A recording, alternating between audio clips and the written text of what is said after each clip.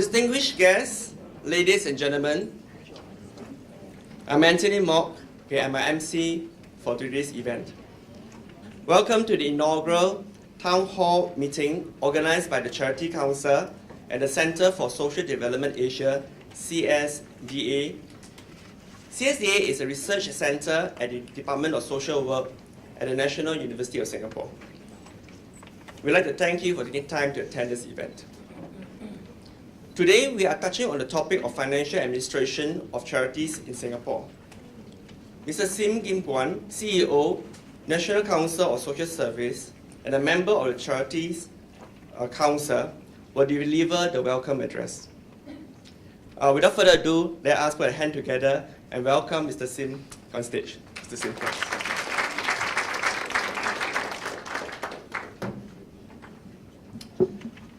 Distinguished guests, ladies and gentlemen, a very good morning to one and all. It is my pleasure indeed, on behalf of the Charity Council, to welcome you to the inaugural Town Hall meeting jointly organized by the Charity Council and the NUS Center for Social Development Asia, or CSDA. This event is also supported by the Ministry of Culture, Community and Youth, or MCCY, the Social Service Institute, or SSI, the human capital arm of the National Council of Social Service, as well as our corporate partners, namely the Institute of Singapore Chartered Accountants, ICA, and the Chartered Institute of Management Accountants, CIMA. Today's event marks an important milestone for us. This collaboration reflects our collective commitment towards raising the governance and management capabilities of our charities. Moving forward, the charity sector can expect more of such partnerships which harness the invaluable expertise of the respective agencies from the people, private and public sectors, as well as the potential synergies amongst them. CSDA, for instance, has partnered the Charity Council and CSS, the Ministry of Social and Family Development, as well as CIMA to work on a study which aims to help our charities improve their financial accountability. As the charity sector is diverse, with unique sets of issues faced by different sectors, we hope to be able to ramp up our efforts to reach out to the respective groups and help them address the specific areas of concern. Town Hall meetings will be a new platform for us to do so. And as we embark on various initiatives to engage the sector, it is crucial that we have the continued support and commitment from our charities so that the concerted efforts that we make could eventually translate into positive outcomes and bring the sector to the next level. The Town Hall meeting today revolves around an important topic: the financial administration of charities. Financial administration is a key pillar of governance and a vital part of business as it concerns how an organization manages its resources effectively to achieve its object and obtain long-term financial sustainability. It also ensures accountability on how the resources are being managed. Given that charities rely on the goodwill of the public as a key source of funding, it is critical for them to have strong and sound financial administration so as to instill confidence and receive continued support from their stakeholders. Now, what do we mean by strong and sound financial administration? First and foremost, charities must ensure that proper financial management controls are in place to help ensure the financial integrity of their organization, amongst which includes the implementation of good accounting practices, such as having proper month-end closing procedures and ensuring that payments are adequately supported with original receipts. Charities should also seek to recruit qualified staff with the relevant accounting or financial management expertise to maintain their accounts. Second, monitoring mechanisms need to be in place to ensure that the internal controls and governance procedures and processes are effective. Other than having an annual external audit which serves to provide assurance that financial statements are fairly stated, charities could conduct periodic reviews to evaluate and improve the effectiveness of their internal controls. In addition, the Board of Charities could also appoint audit committees to assist in their discharge of their fiduciary responsibilities. Audit comms will play a central role in providing oversight in relation to the charity's financial reporting, internal control system, and internal external audit functions. We know that financial administration has been a challenge for many charities, particularly the small and medium-sized charities. To help these charities strengthen their financial administration capabilities and other aspects of governance, the Charity Council is working with various partners such as the SSI and Shared Services for Charities to initiate a plethora of communities of practices. As offshoots of our town hall meeting, each COP will involve a maximum of 15 charity representatives and subject experts in regular interactions and meetings to learn from each other and brainstorm solutions to address challenges in various areas, including financial administration. In fact, the Charity Council and Shared Services for Charities will, in a few months' time, kickstart their first COP, which bring audit com members from different charities together on a quarterly basis to look into the common challenges faced by audit committees. If you're interested to be a part of this COP or to form a new COPs to address other topics, please contact the Charity Council Secretariat. For a multi-pronged approach to building up financial management capabilities, besides taking part in COPs to share and learn from peers in the sector, SSI also offers relevant programs on accounting and internal controls. Next, I'll talk a little bit about how the absence of strong and sound financial administration could potentially result in the misuse of charities and their resources. Now, as I say this, I believe that most of us here would remember past instances where there were charity scandals, where individuals took advantage of loopholes in their charity's financial management system to siphon money from their accounts. I'd like to point out that beyond this, charities could also unwittingly be used to provide cover for unorthodox activities like financing of terrorism without the knowledge of donors or even the management and staff of the organization itself, especially when the funds are sent overseas. Singapore has been a member of the Financial Action Task Force, or FATF, since 1992.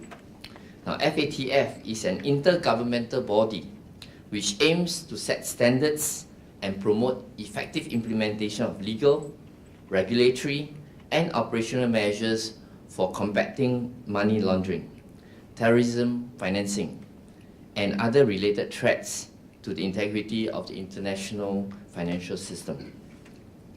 FATF has in recent years noted the increasing role of non-profit organizations, or NPOs, in terrorism financing. Overseas charities were reported to be misused by terrorist organizations where they allegedly provided financial and other assistance to terrorist groups in the guise of charitable relief.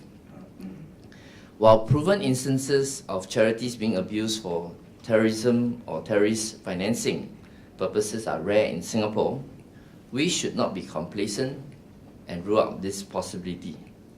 Charities might still be seen as attractive targets and vehicles to terrorist organizations. Charities which have a robust governance structure and strong financial management will be in a better position to manage its exposure to being used and abused as conduit by terrorist organizations. To raise awareness of how charities can safeguard themselves from such risks, the Office of the Commissioner of Charities will be issuing a guidance note for the non-profit organization sector on anti-money laundering and countering of financing for terrorism. This guidance note will be disseminated to all charities when it is ready. To sum up, I would like to thank everyone for taking the time to be part of the Town Hall this morning. Your presence reflects your commitment to improving the way your organization is governed and managed.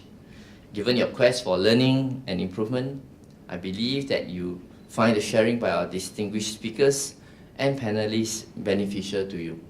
With that, I wish everyone an enjoyable and fruitful morning. Thank you. Conversation. Now today we are honored to have Mr. Keith Luck, President of the Chartered Institute of Management Accountants, CIMA, to share his perspective on financial administration. Mr. Luck has been a member of CIMA Council since 2006.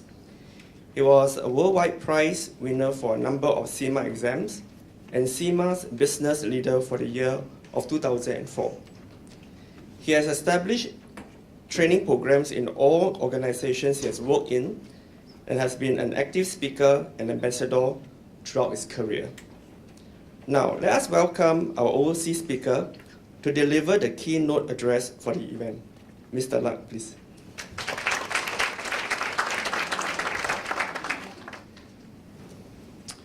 Thank you, and ladies and gentlemen, I'll just take off my jacket. That seems to be the thing to do. And just say how delighted I am to be here today, taking part in such an important and inaugural Town Hall event. And I was looking here at the Charity Council mission, developing a well-governed and thriving charity sector, but as Mr. Sim has just said in an excellent welcome speech, with good financial management at the heart of that. So before I start, two things really. The first is to add a note of congratulations. I've just met up with Mr. Gerard E. I gather, Gerard, you've been nominated as chairman of the Charity Council, so I congratulate you on that. We last met in Rome when we were at the World Congress of Accountants and are hoping to meet up again later today. And secondly, let me tell you about CIMA, and you've all got little bags by your chair, etc. The Chartered Institute of Management Accountants. Why are we here? Why are we talking about this? Well, it's because we are the world's leading and largest professional body of management accountants. We have over 227,000 members in 179 countries, and we work at the heart of business, whether that's commercial or charitable or public sector organisations. And recently we formed a joint venture with the American Institute of Certified Public Accountants to establish the designation, the Global Chartered Management Accountant, CGMA, credential. And this designation recognises the most talented and committed management accountants with the discipline and skills to drive strong business performance, and we would recommend that you employ CGMAs in your charities and organisation. And on today's event, we've already heard from Mr. Sim that these are indeed interesting and challenging times that we live in, and that's for every sector, and the non-profit sector is no exception. As we all know, there are challenges, but where there are challenges, of course, we would be the first to say there are opportunities. And this is where I just want to start the discussion today, this morning. So from our research, from CIMA's research with its members and students, we looked at the non-profit sector recently across 70 countries in the UK and indeed here in Asia. And as a result, we got a snapshot of some of the key dynamics at play in modern NPOs. Thanks to our members' insights, we've compiled some very useful guidance, which I want to share with you today, to help NPOs embed, as I say, good financial management, with a strong emphasis, as we've heard, on accountability and transparency into their core strategy. Of course, the forces affecting how NPOs operate have changed a great deal over the decades.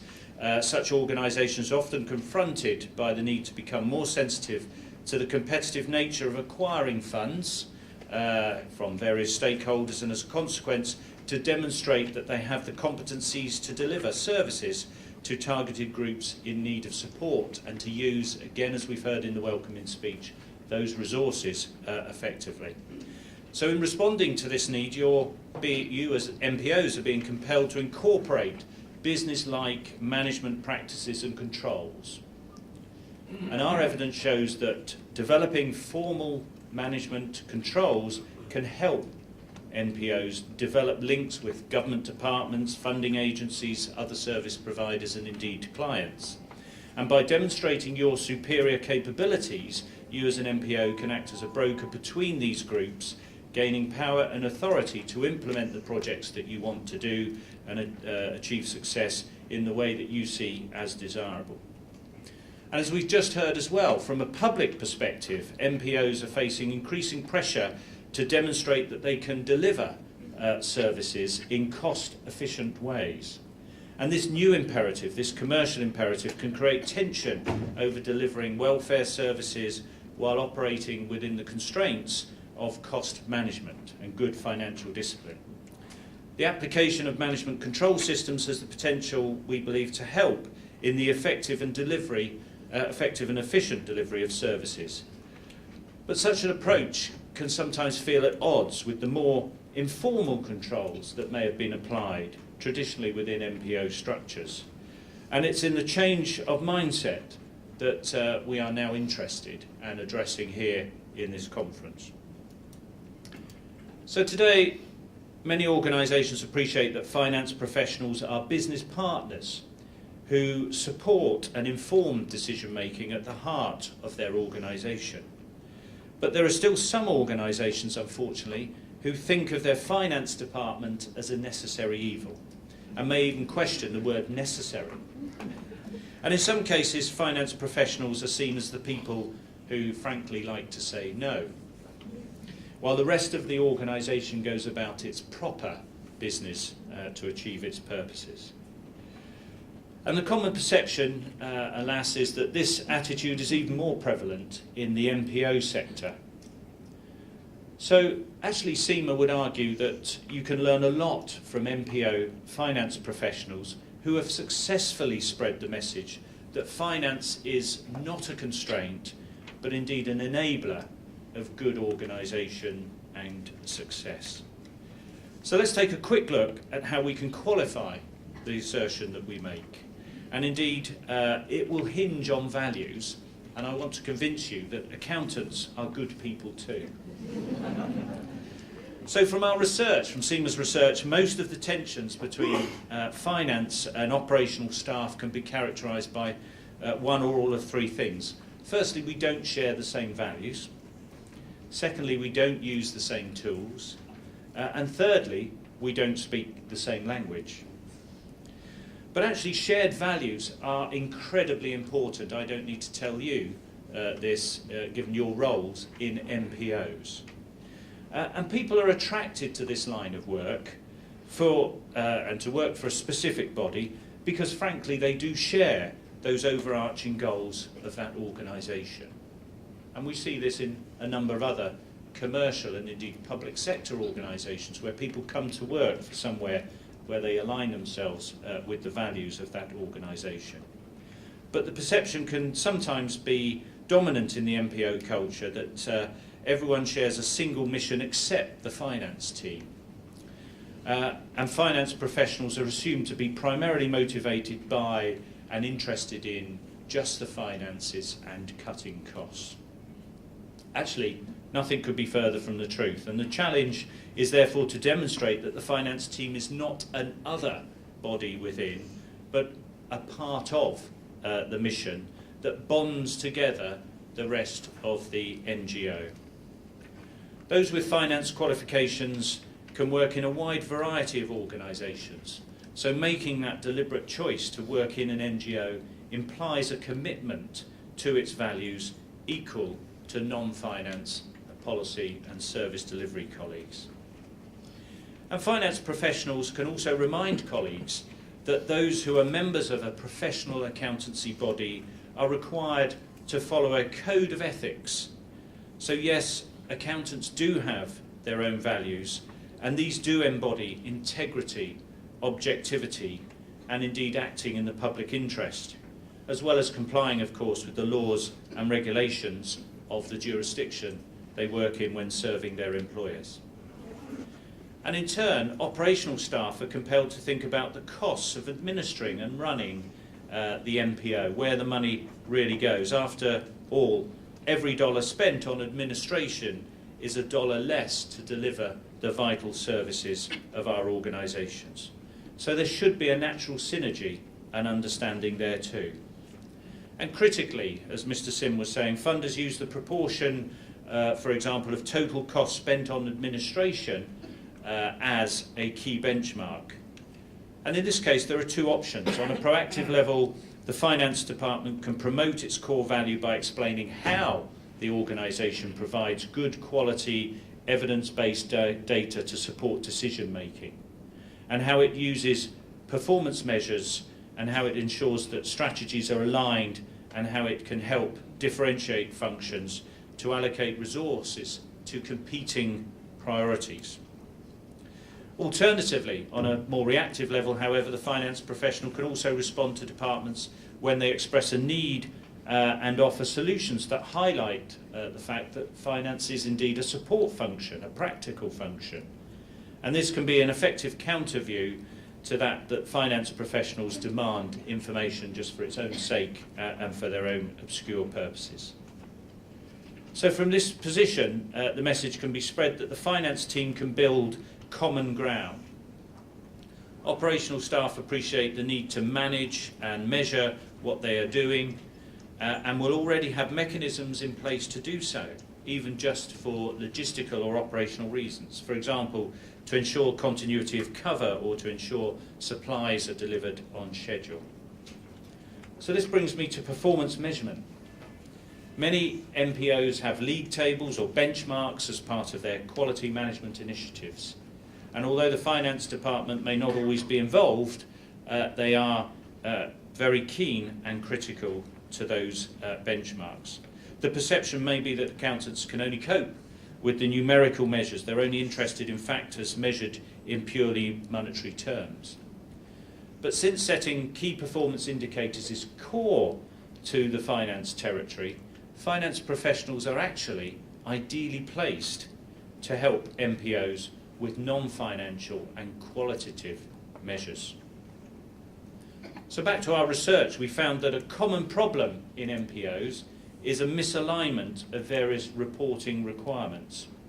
Statutory accounts, various funding bodies, partners, head office, field operations, they all have different needs and frequency and require different levels of detail or structure information in different ways. And in response, MPOs either report along statutory lines, compromising all other users, or more likely try to satisfy all users' needs to some greater or lesser extent. And this results in a range of different reports produced at different schedules and creating confusing discrepancies and the need for reconciliation, not really adding the clarity that is required. So again, your finance professionals are ideally equipped to simplify those reporting requirements. For example, some users could be satisfied with reports produced for other users with a little explanation or a slightly different presentation of data. Of course, the finance department may need to explain why some reports are non-negotiable, which are needed for statutory or regulatory purposes, or to satisfy funders to secure continued funding. Crucially, if an MPO is to be successful and sustainable for the long term, its operational staff need to be aware of how budgets and forecasts in fact help them plan and manage their activities. And this may require some kind of outreach programme from the finance team, being very proactive to deliver messages that have to be introduced and periodically reinforced. And to move this imperative forward, the finance team could include budget responsibilities in their relevant job descriptions and those of their colleagues, so that they're seen as integral to that role from the point people are recruited onwards. And perhaps some of the staff who are given new budgetary responsibilities may take these on at first reluctantly. However, members report through our research that incentives can be introduced to encourage good budgetary control. For example, if operational staff make savings, they're permitted to keep an element of that to improve services or to develop other new initiatives rather than everything being returned to the centre of the MPO. And here we come to the importance of one of those topics I spoke about earlier, speaking a common language. Budget-based initiatives assume there'll be a willingness by staff to be receptive and to learn. And that can be a tough call to begin with, especially if users are, frankly, phobic or wary of finance and remain unconvinced of the value of the finance team's input.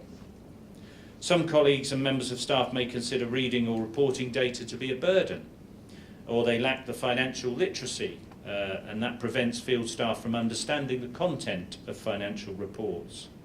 And this could lead on to a failure to interpret them, or indeed for those people to ask the right questions to make the right decisions in future.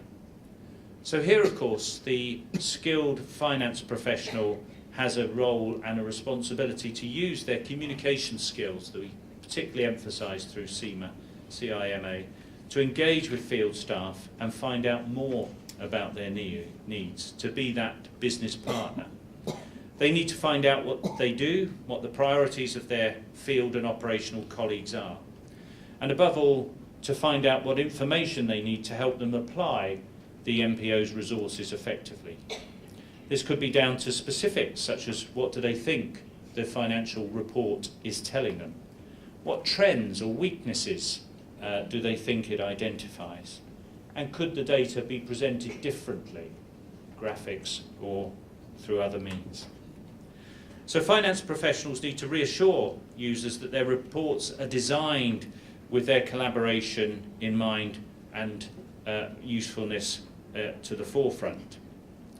And it's better to have a few high-level reporting lines, or as I've said, even graphs or graphics, which are well understood and used in place of pages of figures, percentages and data which just overwhelms the user and, as I implied earlier, obscure rather than clarify messages. And another useful contribution that the finance team can make is to find a way of effectively demonstrating the impact of the MPO's activities.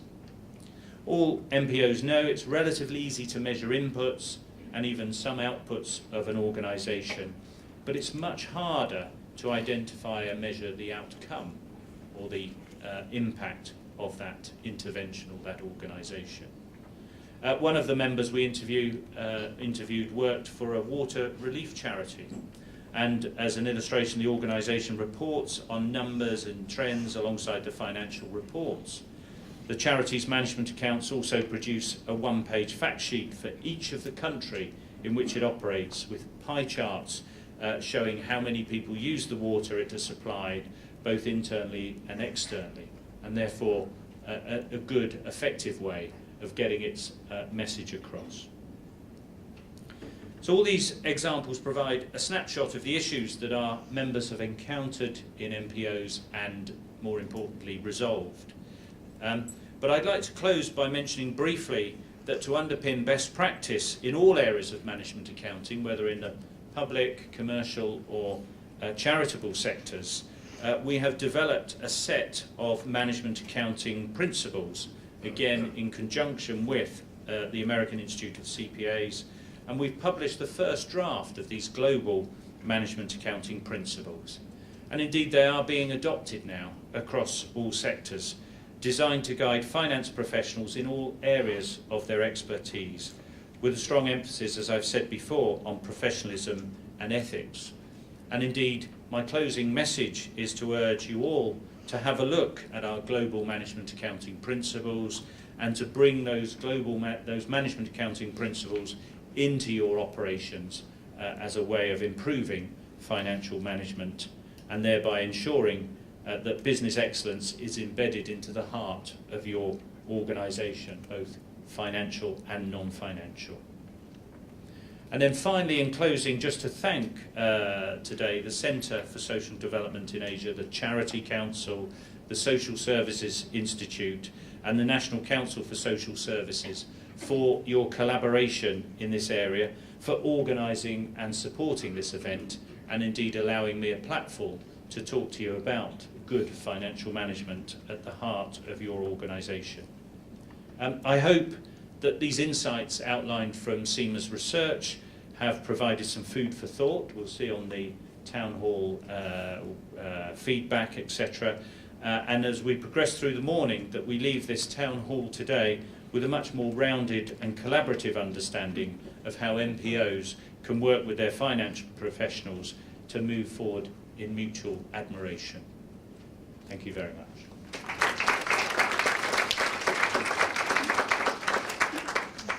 It gave me great pleasure to introduce our next speaker, Ms. Wu Isha. Ms. Wu has been an audit partner of RSM Cholim since 2007, and she is currently the practice leader of non-profit organization Client Service Group. She has 17 years of audit experience. Her portfolio of audit assignment range from non-profit organizations, statutory boards, to multinational and public listed companies. Representing the Institute of the Singapore Chartered Accountants, ISCA, she will be sharing the findings of a recent article published by ISCA entitled "Never the Twain Shall Meet." It talks about why it's necessary for auditors and charities to meet halfway so that auditors will not shy away from the audit engagement with charities. Let us welcome Ms. Wu to share the findings of this article. Ms. Wu, please.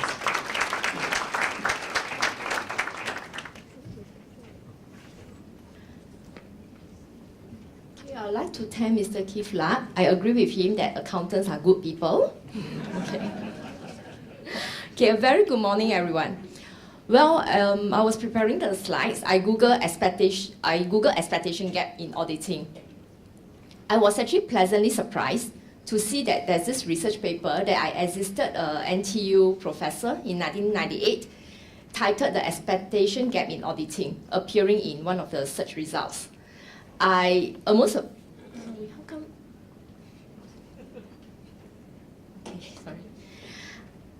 forgot about this, and I thought, I actually researched on this before. So I went on to check what have I concluded in that research paper on expectation gap in auditing. You wouldn't want to know it, but it actually concluded by saying that given the current situation, it is likely that the expectation gap will continue to be a major concern for many more years to come. So expectation gap in auditing indeed has a long and persistent history. There are researchers on expectation gaps between auditors and users, between auditors and management. Expectation and perspective are actually the two key factors that result many times in the gaps. In the next 20 minutes, I shall be going through the gap between charities and auditors, and hopefully we'll find some solutions in bridging it. Okay, what are the challenges that most, if not all, charities face? As most charities are managed by volunteers, it is inevitable that there could be inadequate technical competency in certain areas of expertise.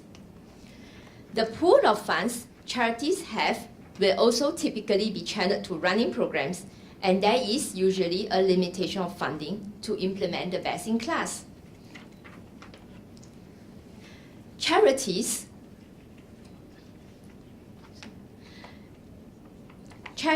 they also often prioritize their efforts in raising funds and running the desired programs, which in a way is not wrong. But as a result, accounting or bookkeeping are often seen as the back end and cost center, and they will usually be given a lower priority. Or rather, like what Mr. Kifla has just put it, accounting or finance, it seems to be or even audit, it seems to be a necessary evil.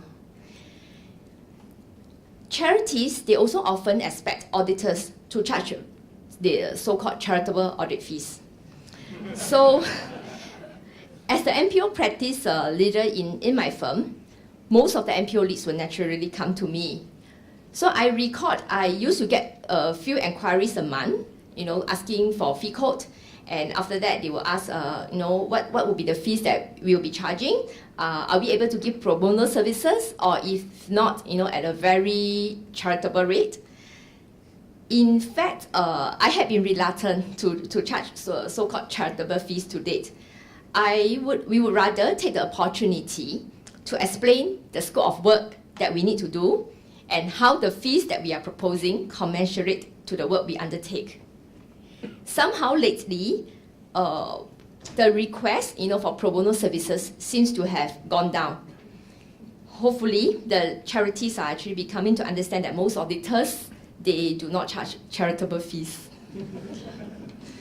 Okay.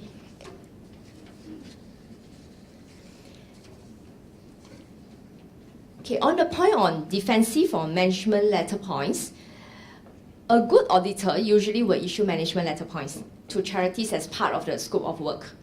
Management letter points to us is served to inform the management and the directors the areas of improvement, be it financial, accounting, controls, or governance related. Although there are some who are receptive about it, but most often I see that the charities, they view this with a negative connotation. They perceive management letter points as demerit points and signaling that they are doing badly. There's also this expectation gap in the scope of work of auditors. At times, some of the charities, they do not comprehend why auditors we look at governance and controls related issues when we are just merely issuing an audit opinion on the financial statements. We have to explain to them that governance and control environment, they actually form the basis the financials are prepared. And further, charities are public interest entities.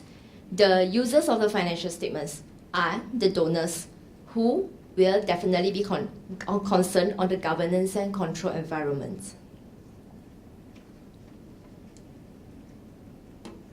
Okay, what about the other side of the coin? The challenges the auditors face.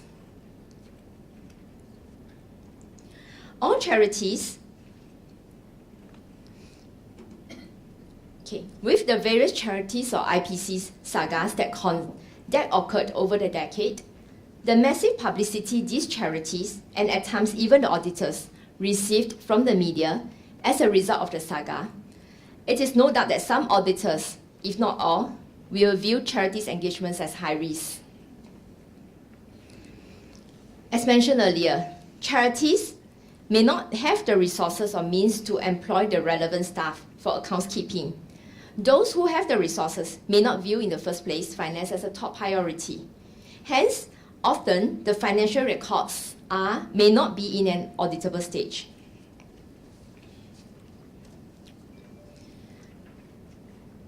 In terms of the tight deadlines, the AGM, the statutory deadlines for a charities, be it a companies limited by guarantee, be it a societies, is actually 6 months after year end.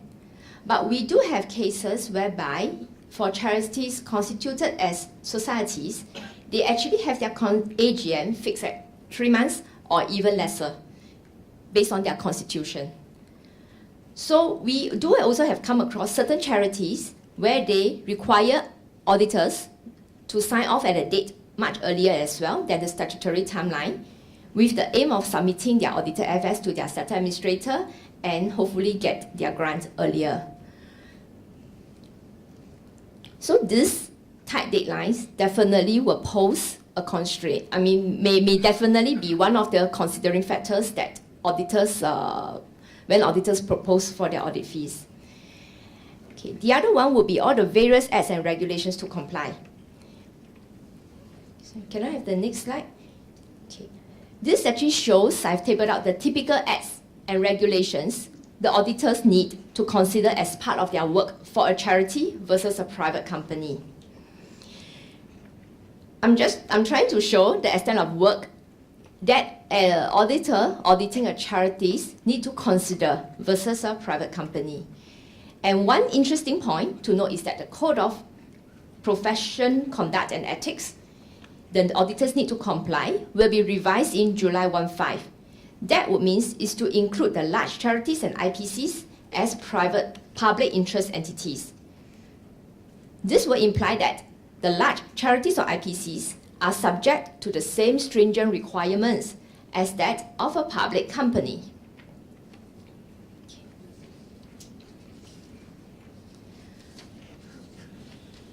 So let's look at how do we bridge the gap from the charities and from the auditor's viewpoint.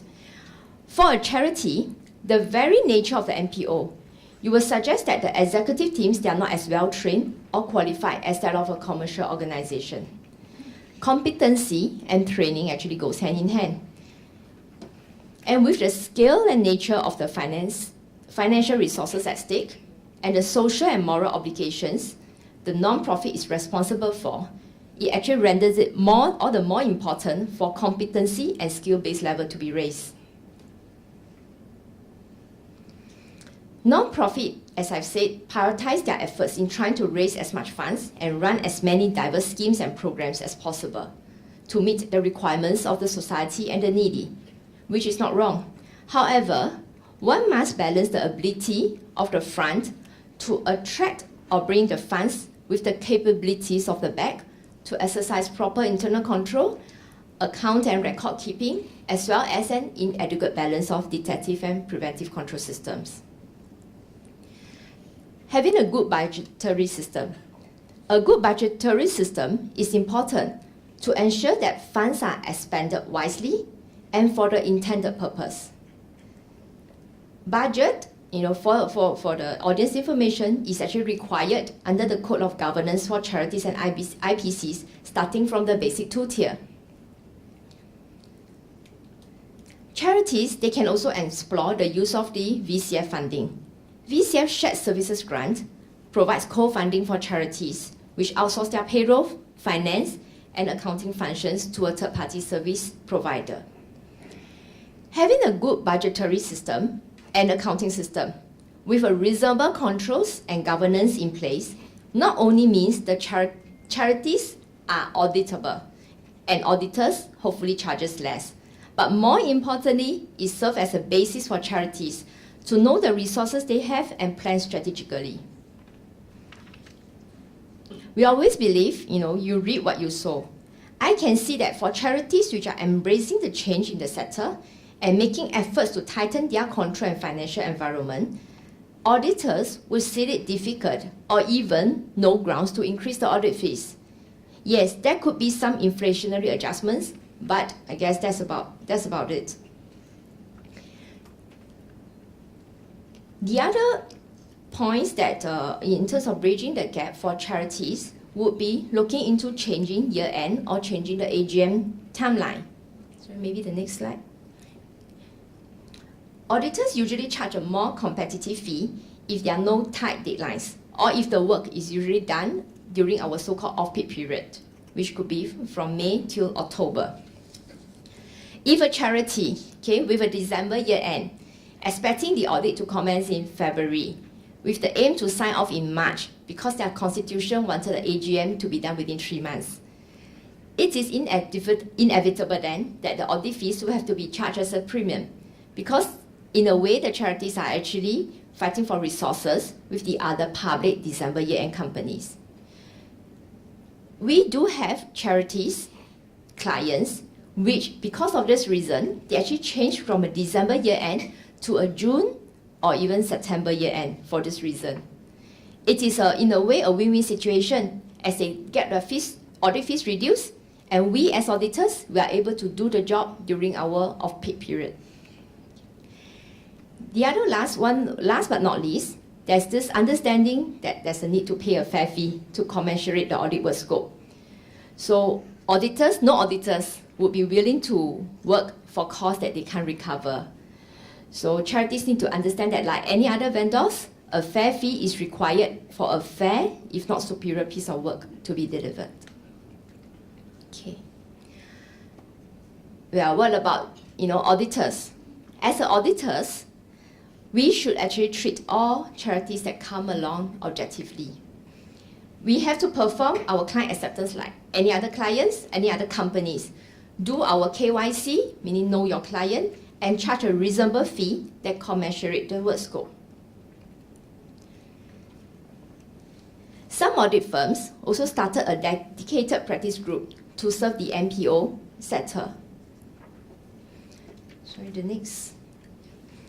Okay, pardon me, I'm not trying to sell my firm here, but we are one of the few which has a dedicated group, and we believe that the various rules and regulations that encompasses the charity sector, it is actually important to be well equipped and updated with the developments and requirements to provide an effective and efficient audit.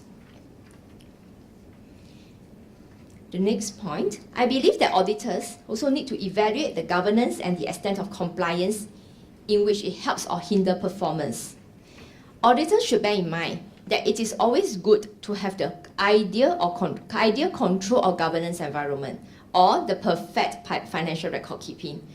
But in reality, we need to balance the cost versus the benefits. For instance, we keep talking about segregation of duties. It would be ideal if we can have one staff handle cash, one staff record, and one staff banking the money. But in reality, can most charities actually afford this? Are there any mitigating controls? So what we need to look at is really, are the cash that was put in, are they put in donation box? After the how do they handle the donation box, and are there any CCTV? The other point would be, for auditors, we need to take a de novo look at the approach in auditing charities. What about a fresh perspective in auditing charities? For instance, when you look at property, plant and equipment, you look at investment property, do we look at impairment assessment straight away? What about if charities are adopting charity accounting standard? This is not applicable. And even if they are under FRS, for a charity, is the building going to be sold off? The building is unlikely. And even then, the building could even be restricted by the authorities. The other example would be, for example, revenue.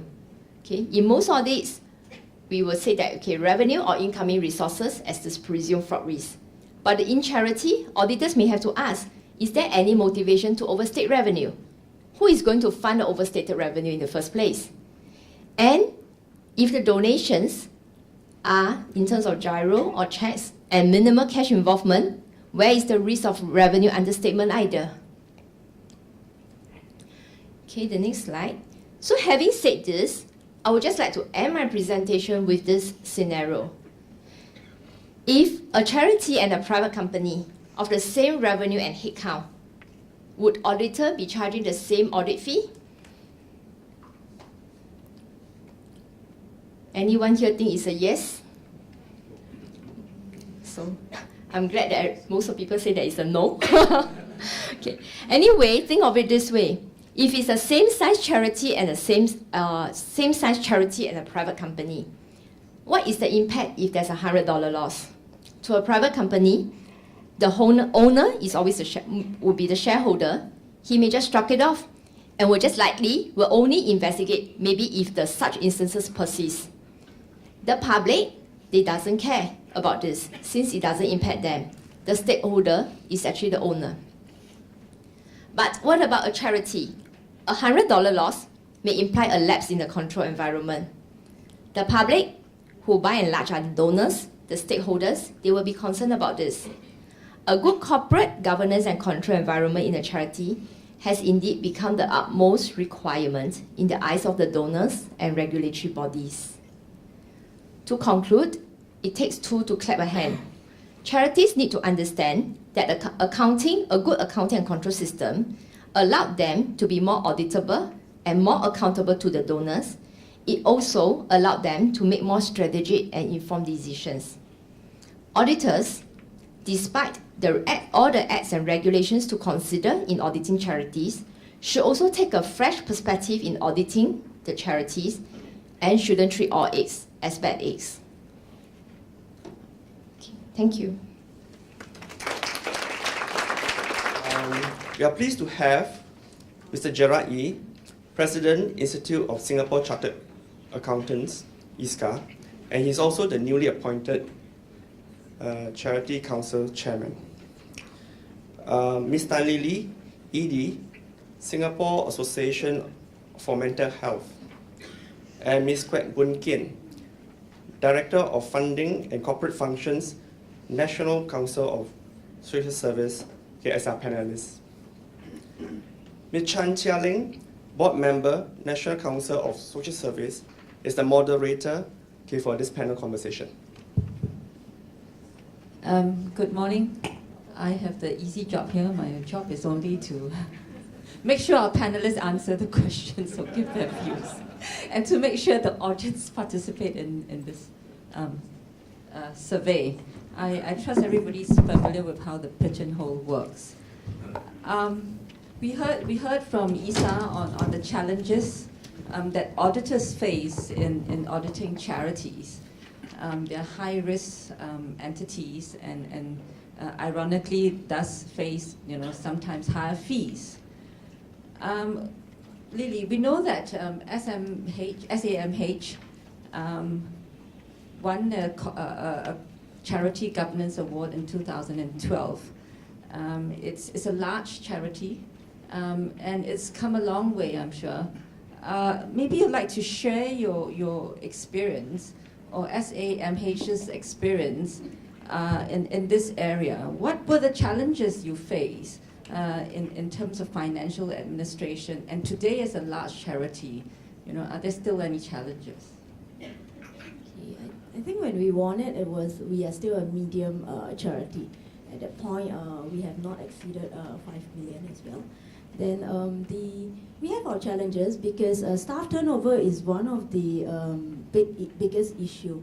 With staff turnover, you cannot keep the accounts properly, and the way they do the accounts is slightly different, and you have got to undo certain things. So there was one time where we faced a lot of staff movement in the finance department, and it's so timely that NCSS has some subsidy. So we decided to outsource. Actually, we have been outsourcing our accounts for about 4 years plus. So the subsidy was for about 3 years. The initial year was very good subsidy. So we pay only a fraction. Now, as you know, subsidy has ended. We are paying quite a fair bit. But because we have also progressed over the years, we have built internal capability. So we do have plans to bring back the accounts. There's pros and cons in outsourcing. Stability is one of the advantage in outsourcing. But in terms of lead time, it may take a bit longer. Yeah, so we are actually building in our internal capability to actually bring the accounts back by end this year. I think this outsourcing point is a good one. We'll hold on to that. We'll come back to it later on. What did your board or management do in terms of overcoming some of these challenges other than outsourcing? Today, as a large charity, are you in a much better place? Okay. Yes and no. Still back to the human resource thing. So, but we have over time actually the exercise of, because we applied for the or rather we got the Charity Governance Award, and in so doing, actually before that, there's quite a fair bit of work to be done. So we have actually take it as an exercise to relook at our procedures, our processes, and our governance bit as well. So I think it was good that we actually went through the whole exercise. I think it puts a lot of things in place, in the right place. So now we're more prepared to move a bit more. Yeah. We've heard about how a charity faces, or some of the challenges a charity has faced.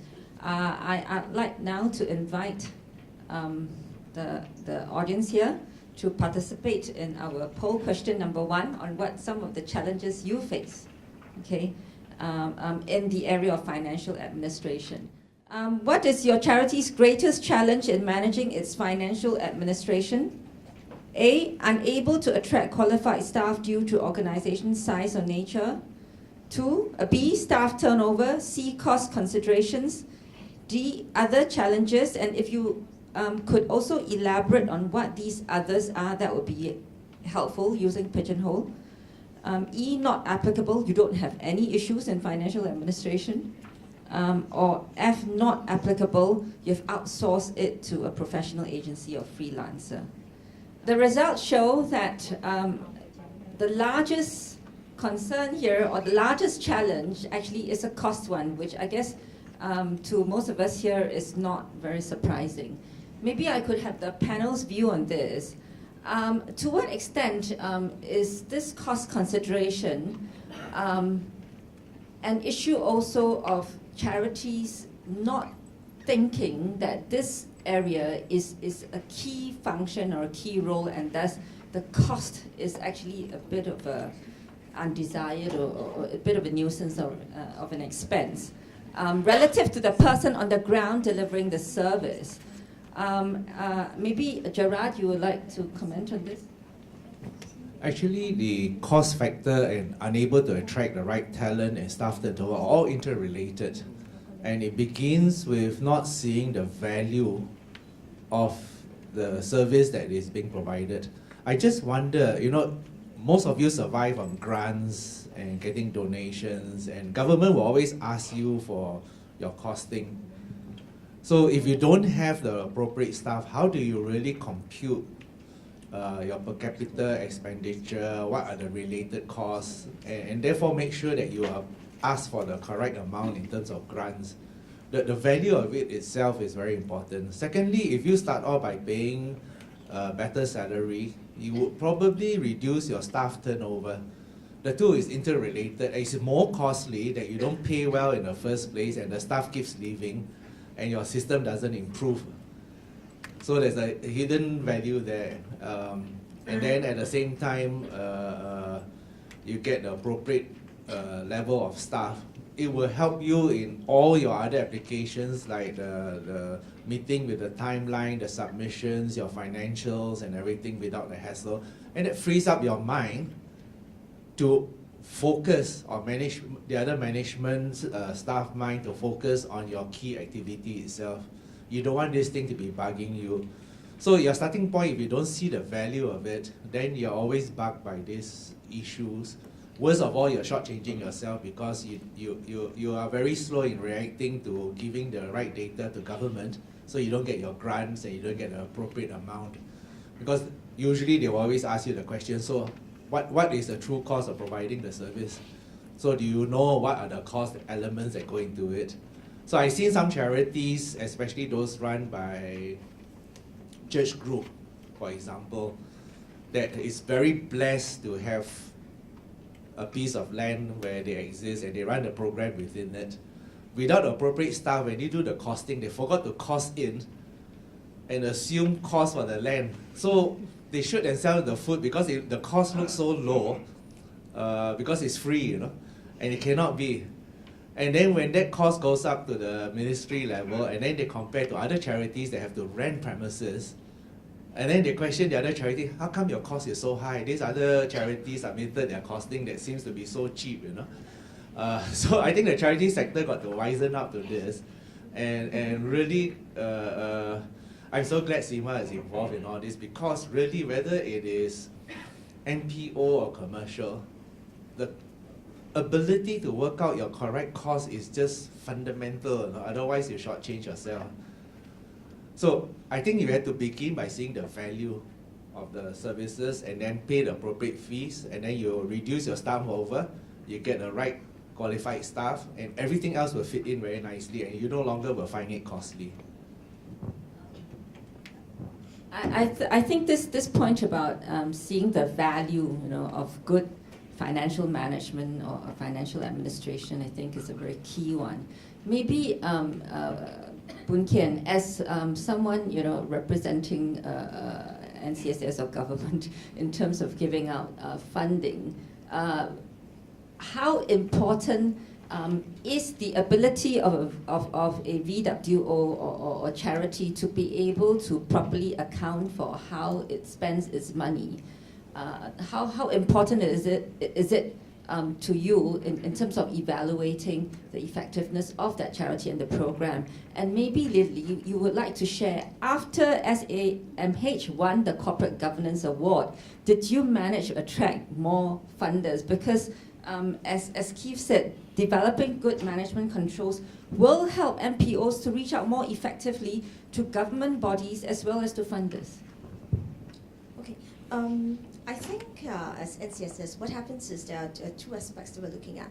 So first is how you actually run the program, So obviously the cost that goes into it is very important to us because it's, first of all, the funding is based on a specific program mode, which includes first the manpower component and then the operating part of it. And the operating part of it actually includes overheads, and that includes your finance persons.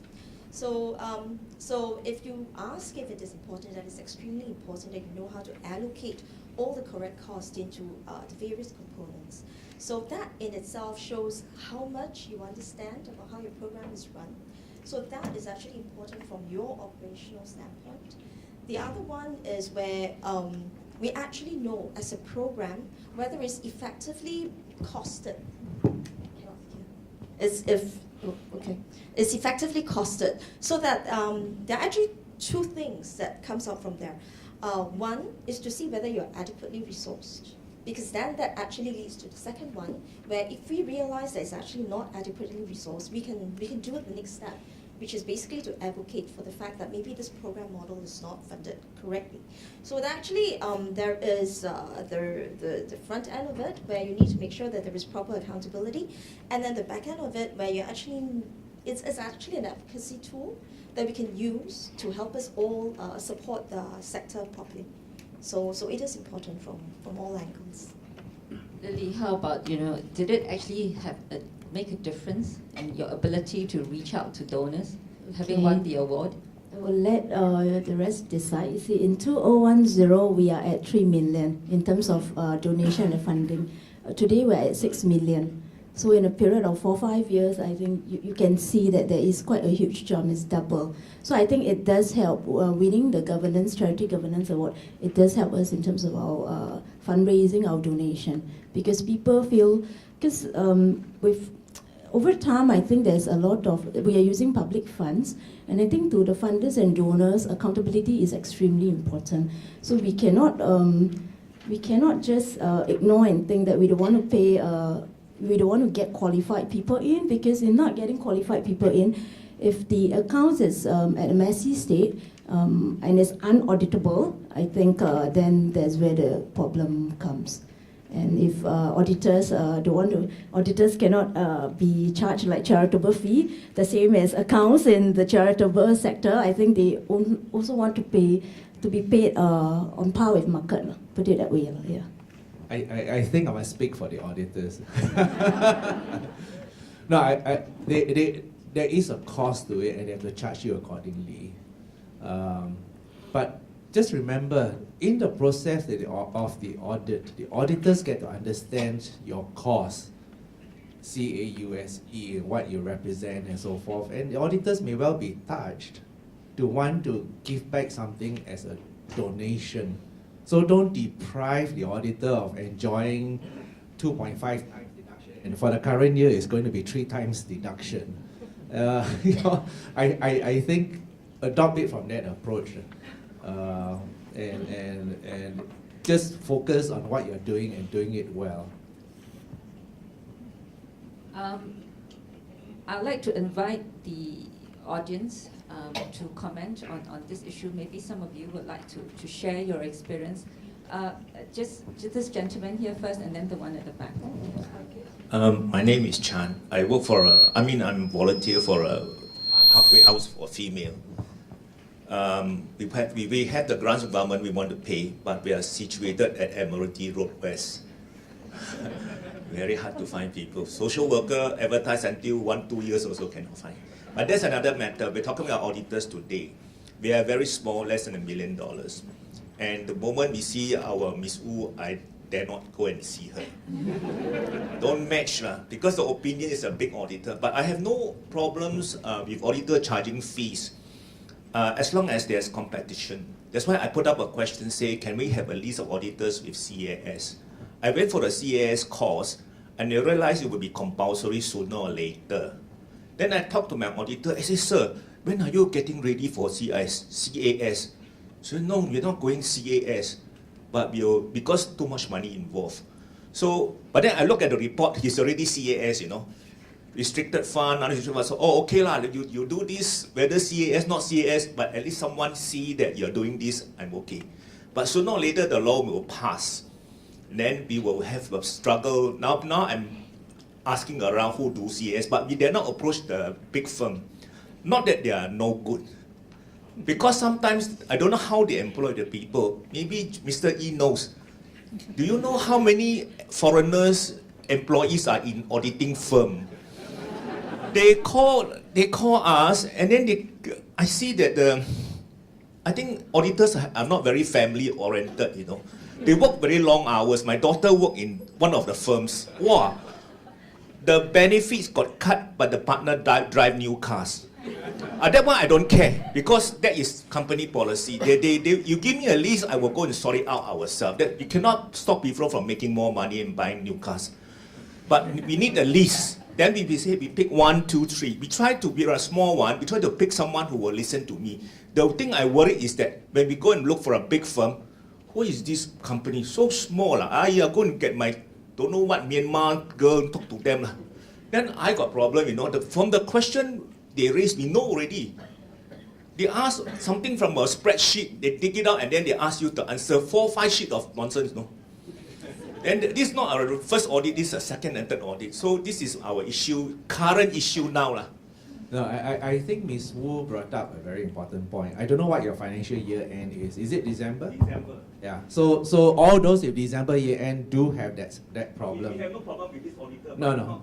I know, but overall, your choice of auditors will be limited, because most auditors depends very much on auditing the commercial for-profit organizations, and sadly, most of the for-profit organizations do have December year end. So your daughter who works for the firm, you know, Chinese New Year time, there's no life for her. You know? I mean, it's just very, very busy. And Ms. Wu has already hinted, if you can change your financial year end to June, it will help a lot. It will widen your options in terms of the number of audit firms that will be willing to consider doing the audit. Try to convince the chairman. Yeah. So now there's a lot of benefit in it. The other thing that I think in the charity sector, you also need to understand that because charities, especially a larger one, is going to be classified as public interest entity. You may not be aware, you know, the auditors for the license, every year there's a team of inspectors that goes to the audit firm and at random pull up audit files to check for compliance with the international auditing standards. Charity or no charity, if you fall within classification, it has to be audited to the international auditing standards. So there's a certain cost to it. And that's the reason why, especially for the larger charities, the auditors don't have much of a choice. They have really got to implement the full standards, and there's a cost element. Yeah. Okay, the gentleman at the back. Yep. Hi, good morning. The mic, please. Hi, good morning. My name is Jericho, and I'm working with Special Olympics Asia Pacific. We're actually a US NGO and an ICO. And I think in terms of the challenges that we had as a small ICO in Singapore, is that one of the things is in terms of the resources, in terms of the staff. Most of our donors normally does not allow cost for overhead, like hiring people. And so that's the first thing. And the second thing would be, since we are very small, most of us are actually doing multitask jobs, like I'm doing accounts, I'm doing HR, I'm doing admin. And so those are the things that we kept on having as a challenge, although we maintain some certain of internal controls, but then again, it's a challenge. And the other piece of it is that as an international NGO, we are also being, need to follow the accounting principles of our headquarters, which is in the US. And in Singapore, one of the challenges is, some things doesn't apply when they do the consolidation in our HQ. And so we have to be, not fighting, but more of making our auditors understand that we have to follow certain rules as well. And these are the things that might, we as a challenge, as an NGO in Singapore, is how do we really go and comply with our regulatory. I think those are the three things that we have in mind. Apart from having very expensive audit fees, and it's more like with an NGO with less than $50,000, charging us like 10 to 15,000 Singapore dollars as an audit fee is a challenge. And so, I mean, it's more of us looking towards how the NCSS would help us in terms of, you know, minimizing the cost for audit fee. And most of the time when I engage with the auditors, especially if it's a repeat engagement, I would say that, you know, there's no other, you know, incremental transactions, revenue doesn't increase, and so would you lessen your substantive testing so that you would spend less, you know, man hours in doing the audit? And so those are the things that we have to, you know, agree with the auditor as well in terms of managing the cost. I think that's one of the tips that I could say. Thank you. Okay, part of the issue is also the 3 months reporting requirement. Can we look for charities under the Charities Act to extend this to 6 months? Because this will provide for the auditors that rush with whatever financial year you close. Even for us, we close in March. Why? Because of to balance the government financial year, because all grants, whatever grants you apply, and you have a lesser conversation with whoever the government agency. So if we are given 6 months, it allows the auditor, it allows us not to have this rush period to file in your accounts and so on and so forth. So I think it really helps, you know, for small charities like us. Okay, thank you. I think we have the Commissioner of Charities here. We'll take that feedback into consideration. Can we move on to poll question number 2?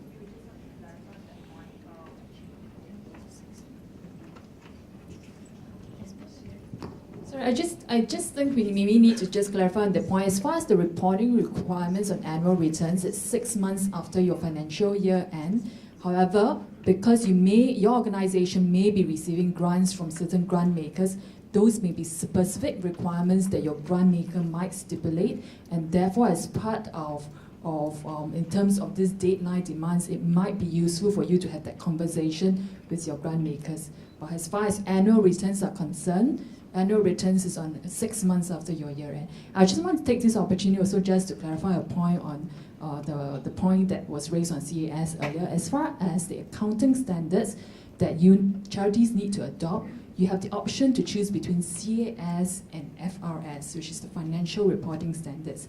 Okay. However, the benefit and why we encourage charities to adopt CAS, charity accounting standards, is because FRS, on an annual basis, FRS has many standards. There will be constant updates, and the charity, given the limited resources, will be forced to be chasing after updates of accounting standards, whereas CAS is one standard and is likely to change over a couple of years, and so you have stability and consistency in the type of standards you are adopting, financial standards you are adopting over a couple of years. Yeah, thank you. Question number 2. What are some of the specific skill sets of financial administration that charities hope to strengthen on?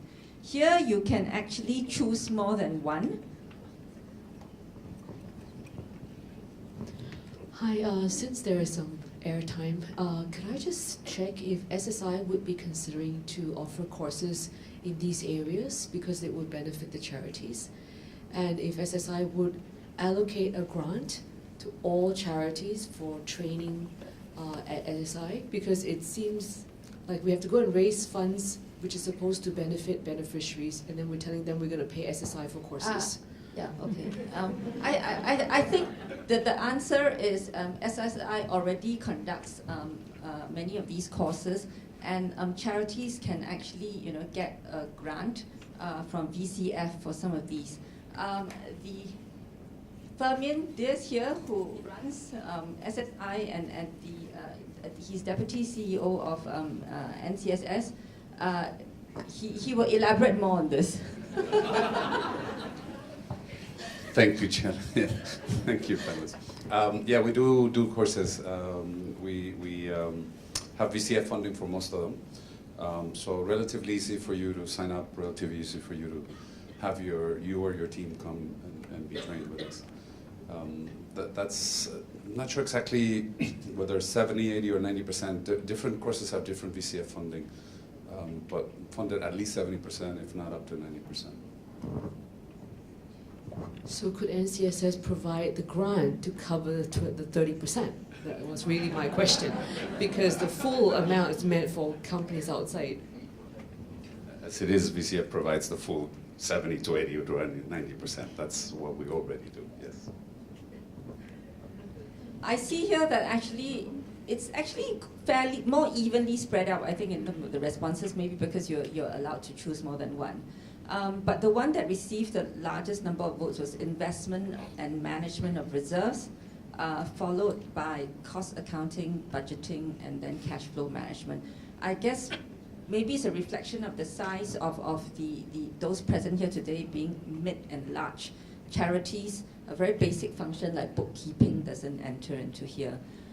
Maybe the panelists would like to comment on these different components. I see here that investment and management of reserves is an important issue for many of the charities. I don't know whether it's a combination of the fact that they do have some reserves being of a certain size, or whether it's a reflection of the zero or near zero interest rate environment we are in today. Lily, maybe you would like to kick this off. Yeah, I was just thinking that's a good problem. That means most of us have got reserve to invest in. So, but to invest your reserve, it's prudent to have an investment committee to look at it, because not all the instruments available are guaranteed, as in capital guaranteed. So to have people that have the skill sets to be in the investment committee, I think that would be step one in terms of, and not leave it to the staff to decide where they want to put it and how much, because that would be a bit more haphazard, not thought through. So I think it's good to have an investment strategy to know what is your threshold in terms of how much you want to get in terms of returns, and then whether can you accept some losses as well. Because it's still, there must be some investment policy laid down. I think that would be prudent. Gerard, maybe with your vast experience, having been involved with large charities as well, as your previous role as president of NCSS, and then also your decades of experience as an auditor, what do you think is an appropriate investment policy charities should have? How should they, approach this whole issue? I think, firstly, you must remember, as a charity, your donors give you money for you to use to achieve certain results.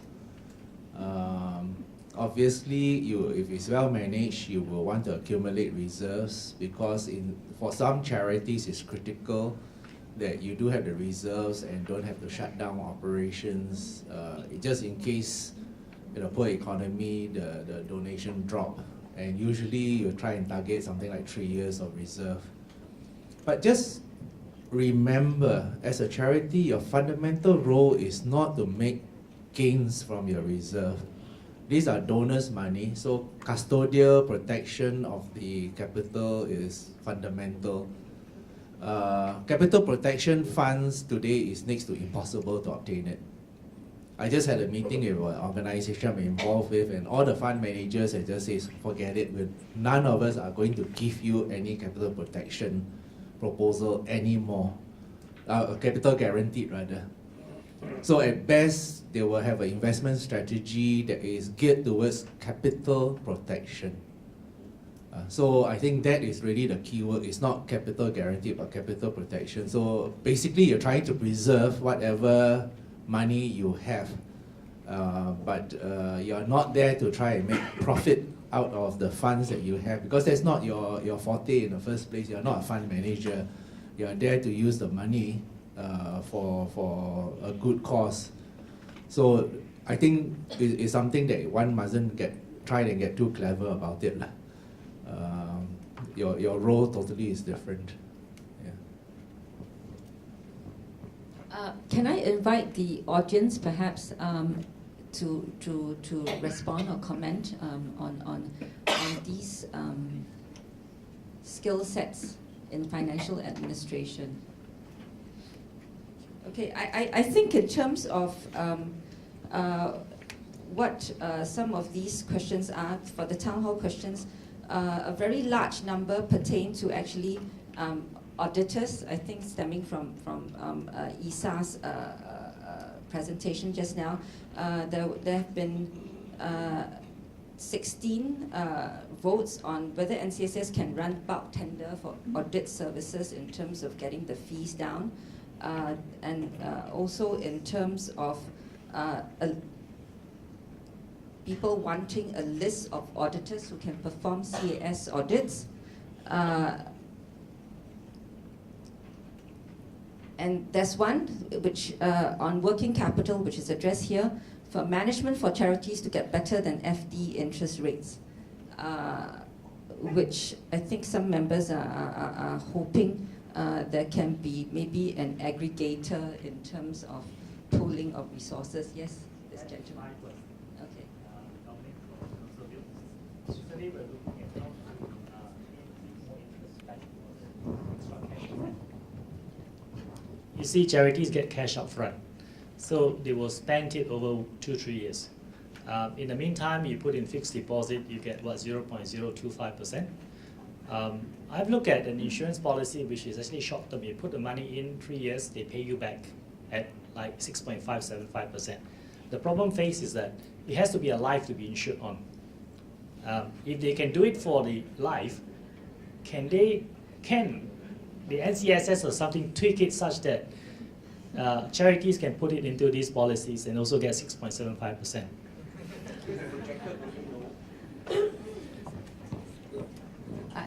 Maybe I invite Boon Kian to comment on this question. Okay, first, I'd like to echo the fact that, and I agree with Gerard, when he says that the focus of the VWOs is really to run the programs that we are funding them to run. So to even go a step further, and it's just to highlight that in the current funding agreements that we all sign, is a clause that says that all monies that flows through via that contract, it is to fund the program that is for the purpose as set out in the funding agreement. So yes, it's essentially not to go out and invest in everything so as to, that's not the core purpose of the funding provided. So I think maybe if I could just add on, just to make one point on trying to target a return of, let's say, 6% or so. Just from my hat as an investment professional, in today's environment, you will be taking a lot of risk to get your 6%, which I don't think is appropriate for charities. Maybe if we could just, is there another question? I think from the question, you better set up a financial advisory for SSI. 6.75 is crazy, no. It's very dangerous, no. and people, we are at the mercy of the insurance company and the bank. Coffee and tea, they will serve you, won't give you free car park, but then after you sign, get into trouble. No, I think the principle basically is preservation. I'll be happy enough if enough charities, especially the smaller ones, I think you all here are not so small as that, but sometimes out of the busyness, and especially for some of the newer charities, they take the convenient road, especially if you have a friendly banker and you have money on fixed deposit, and you're so busy, you just say roll over. You may not realize when it's rollover, it's at the old interest rate. Well, meanwhile, interest rate may have gone up, but rollover, they don't automatically adjust to the higher interest rate, So don't take this shortcut, and each time when it's maturing, ask for fresh quotes from a few banks, so that you can get the best returns from it. But I have personally encountered a number of charities because of the skeletal staff and all that. The most convenient thing is just tell a banker, roll it over. And meanwhile, I see the interest rates going up and they are still earning at the old interest rates. So I'd be happy enough, at least at the lowest level, there is mindfulness over such things. Yes, and actually FD rates have been creeping up, so it would be in your interest to go and You must say roll over at what rate, then the fellow will give you a better rate. If you just say roll over, you will just keep quiet and then roll over.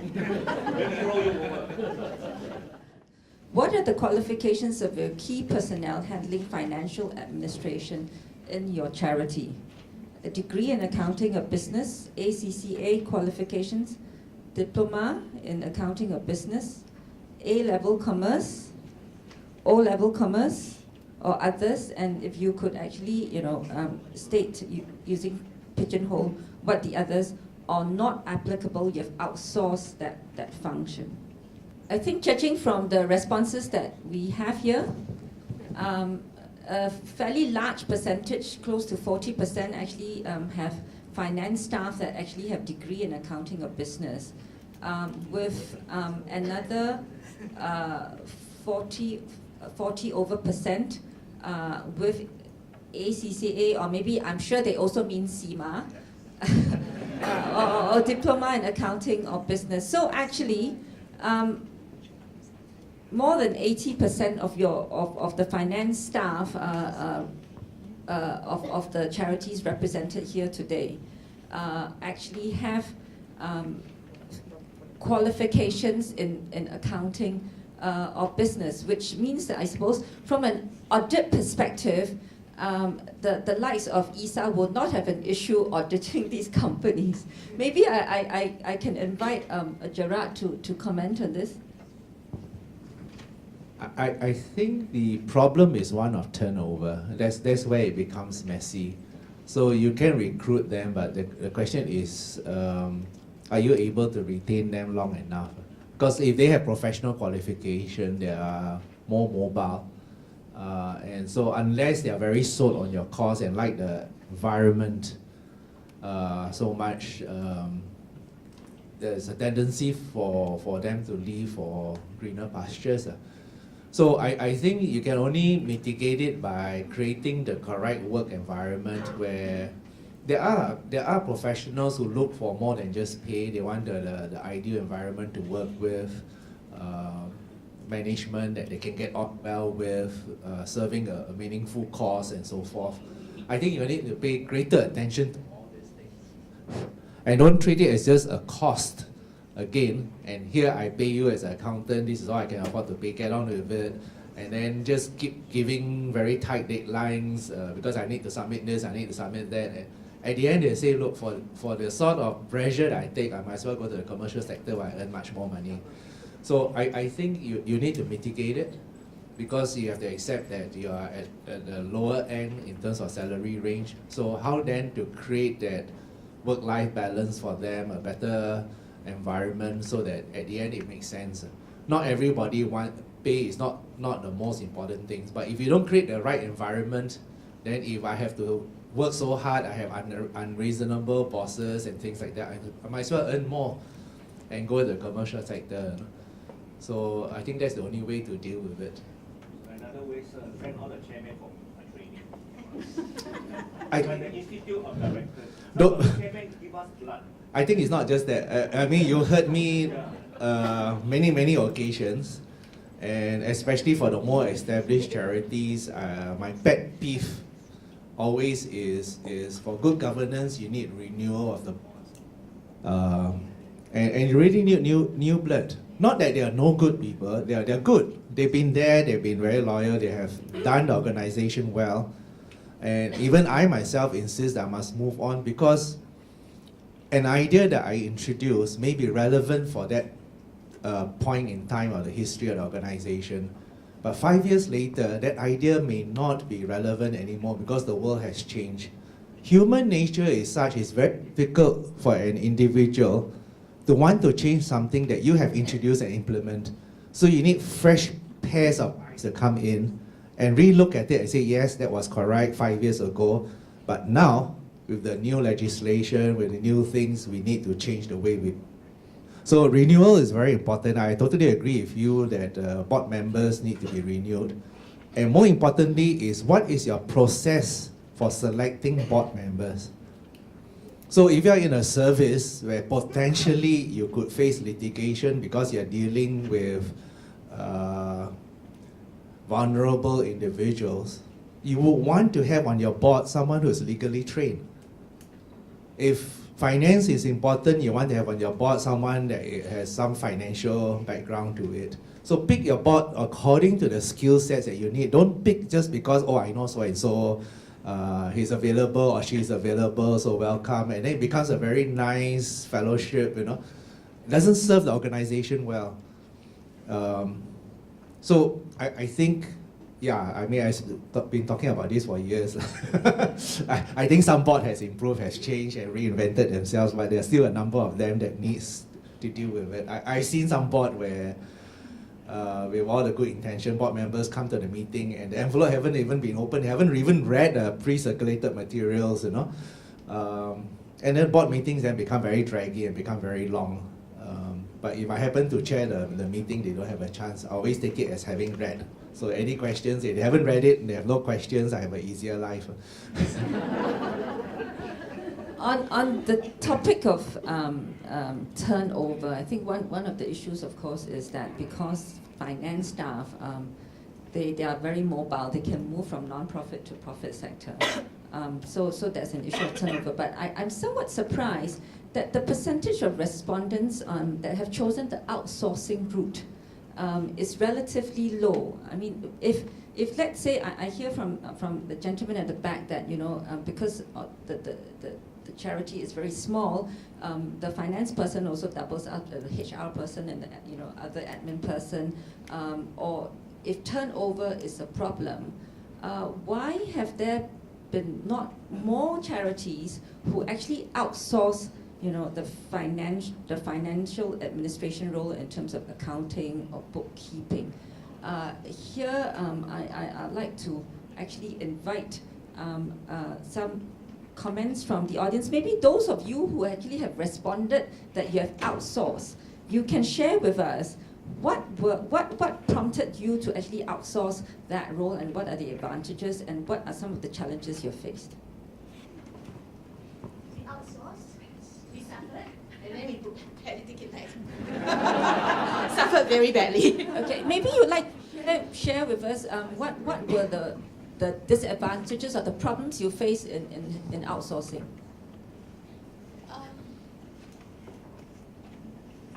I'm not sure if it's nice for that company for us to tell you everything here. It just didn't work out well. Although I support the idea of outsourcing for smaller charities especially. We love the idea at first too.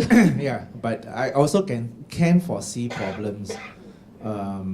As you grow and you want to plan new projects and things like that, and you don't have in-house capability in terms of someone who understands finance, how do you then begin to do the projections, the costing for the project that you're contemplating? Because everything is outsourced. So internally, you don't have anyone that has that capability. So I can see there are some downsides to it. But for the smaller charities, it is the ideal solution in the sense that you probably have one project in mind that you started, 3-4 people got together, and you don't want to be bothered with the basic accounting and you outsource it. But as you grow, I can see outsourcing itself have downsides. Yeah. May I share that outsourcing doesn't take all your trouble away, because they too have staff turnover problems. And they don't necessarily have staff who are also always qualified or experienced, so they may be posting items to the wrong accounts. They may not understand even what your business or your work is really all about. So you still end up with the problems because the auditors come after you, not the outsourced company. And you're still accountable, especially if you're on the board, you have to sign off on the account. So it's not always a problem passed on to someone, it gets solved. I'm Jin Kian from Moja Care Services.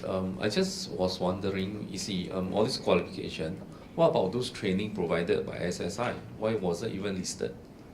I mean, this is some questionnaire prepared by NCSS, right? Why wasn't it there? In this era of competency, which the government is pushing so hard, does it mean that you need that LCCI or AA and stuff like that? Can we have a different framework? That means staff member, like say for example, I get staff member who may be very passionate about us, but they are not accounts trained. they don't have the basic qualification. So can then we have this certification in-house, as in SSI, and recognize that? And whoever we take on, the auditor will have to recognize that, oh, we do have someone preparing, trained by this. In other words, it's a recognized sort of stuff. That is what I was thinking. Thank you. I think the technical competency that is required will vary according to the size of the charities. And for very small charities, you're right, you probably don't need to have a university graduates. And there are opportunities for this, and in the light of government now talking about pathways and all this, you will find ISCA, the Institute of Singapore Chartered Accountants, is beginning to push very hard for accounting technicians. And for in the smaller cases, that's all that you really need.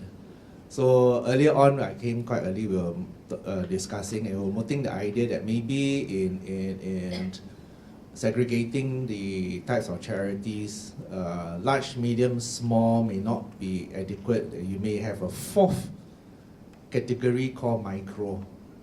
No, the reality of it, 3-4 people, even 6 people get together to serve a cause. In my mind, that is micro. And I see the same pain that the commercial sector goes through, where everyone small is classified as SME, which is furthest away from the truth. Actually, a lot of businesses are micro businesses. So tune in to ISCA website. We are in the midst of developing the micro accounting model. And basically, it's just to get you away from trying to keep your accounts on pieces of paper, to move to basic bookkeeping, understand the concept of accrual, and more importantly, the difference between capital and expense. That's about it. Because once you have the basic and the trial balance, a set of accounts can be prepared that's reliable. So if you're small, up to that stage, that's fine. Forget about accounting standards. You just, most of it, as the gentleman say, even you take the full FRS, if you bother to plow through it and understand it, it's not applicable. In the end, it's just a few of it applicable.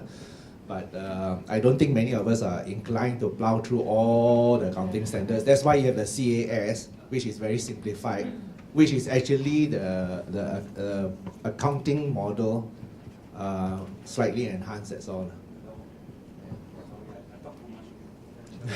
No. Sorry, I shared with you, I have an outsourced model which works. Number one, because I know bookkeeping. So like Mr. E says, getting a person with the skill set is important. Then I sit down with the bookkeeper and I work out the chart of account with her. I say, I want this done, I want this done, I want this done. Then with this guideline, they can do the job. But because in the outsourced firm, the boss is busy. The girl is left on her own. The boss don't come in maybe half a day and then she has to do the account. So meanwhile, whack lah, just a chart of account, mini mana, mini more, just whack the account in. And you don't know bookkeeping and then you got smoke. So this is something that we have to sit down with us, but it's a well worth time lah. Then at least then you say, you must always say, any problem, no problem, call me. At night also can.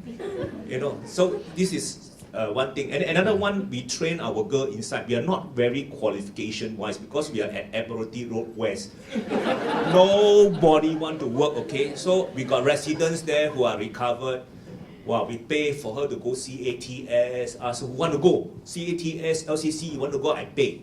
Then some of them are qualified. So thank God we have one lady who knows account, but she don't do. She at the back like a supervisor. She don't do the actual thing, but she can tell the bookkeeper what to do. Hey, wake up, go look for treasurer, go and check.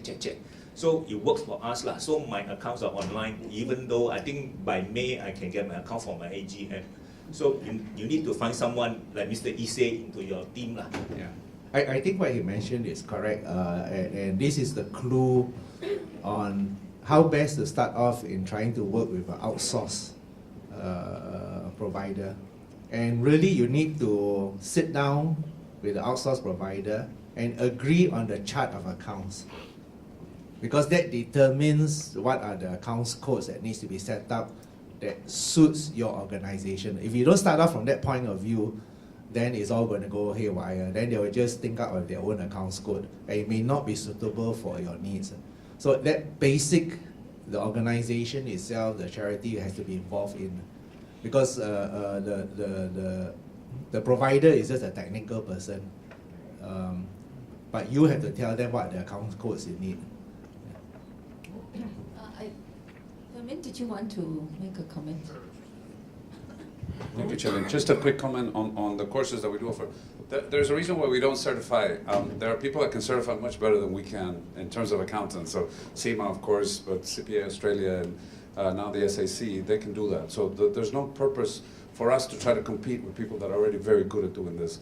What we try to provide is courses that are specific to the charity sector. So it's about the charity's standards of accountancy and things that even if you go and get certified, say at CIMA, you may still want to know, how to account for fundraised monies and how to do specific things. So that's more of our concentration.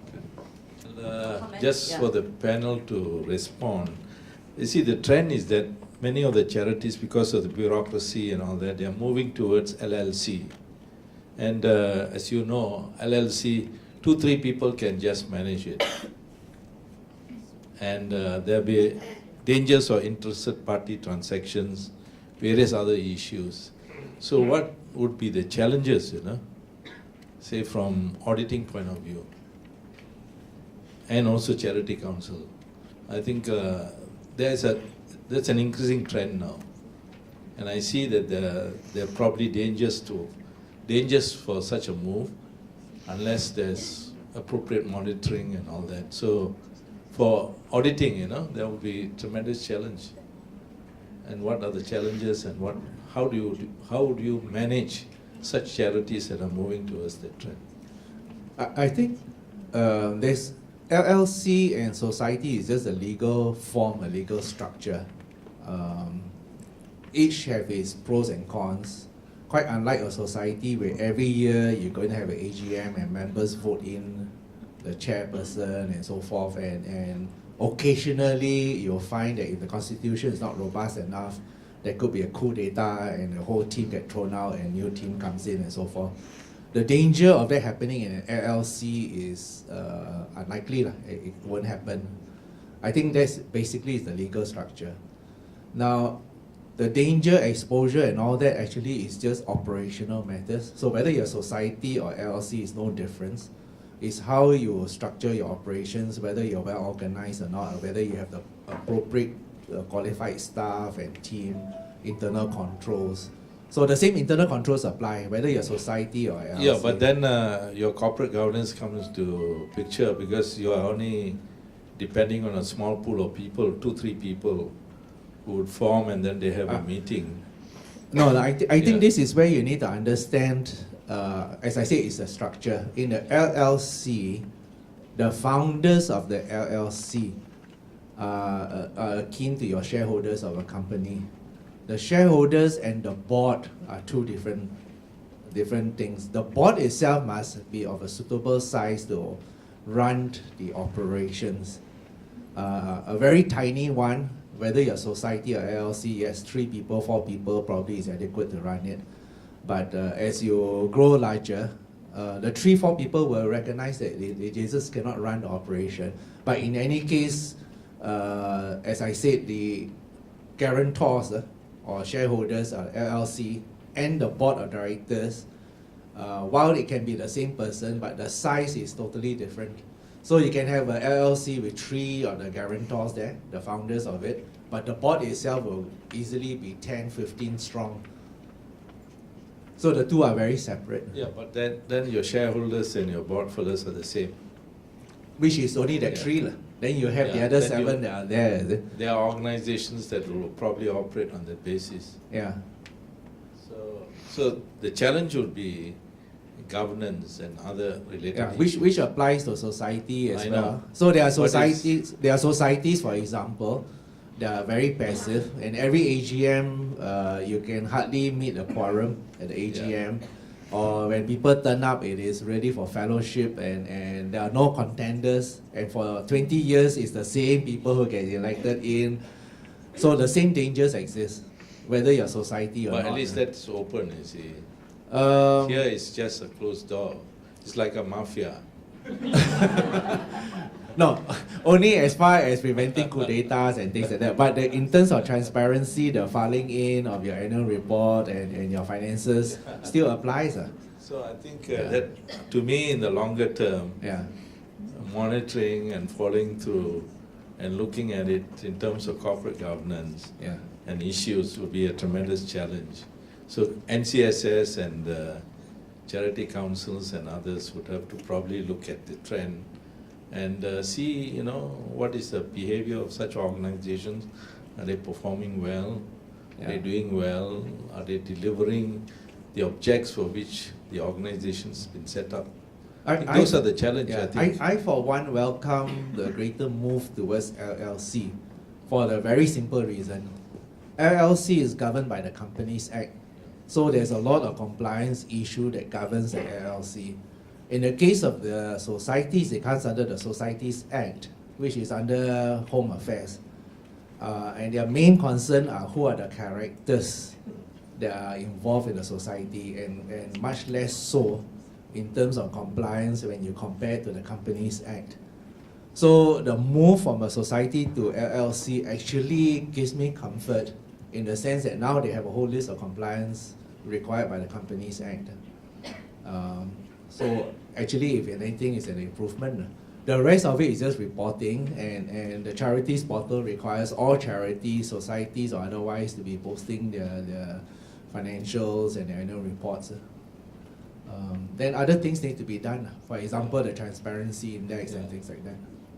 Well, I think unlike companies, you have shareholders and others who takes an active interest, Whereas in charity, you find that there are very few people who take an active interest. That's a difference there. Okay, I think let's move on.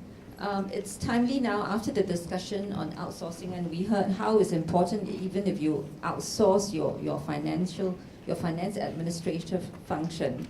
It's important for someone in the charity, whether it's management or even board, to have some financial knowledge and to work with the outsourced provider. So we move on to the next question on whether your charity has members with relevant accounting or related financial expertise on your board or management committee, and you're allowed only one choice.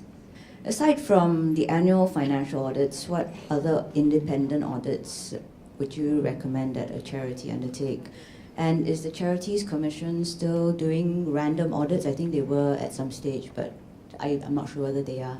I was told when I attended one of the SSI courses that if you're chosen as one of the targets for the random audits, it's actually it's a good thing, and because they sort of do it for free and then you know all your weaknesses. So the advice was, don't panic, it's actually a good thing. But it would be helpful to know the position. Thank you. Okay, as far as I believe the random audits that you're referring to are the governance reviews. So the Office of the Commissioner of Charities and the sector administrators, we do conduct governance reviews for charities, and the objective of this governance review is really to assist the charities in helping them improve on areas of governance and internal controls. Like what the lady has mentioned, the funding for this is being covered by the sector administrators. However, if your organization would like to conduct internal controls reviews, okay, that could be internal audits itself, or engage any consultants in helping you, review your SOPs and such, you can actually tap on the VCF fund. There is a consultancy grant that you can utilize to support you in these areas. Maybe I'll address the requirement to do audits and what kind of audits it is, right?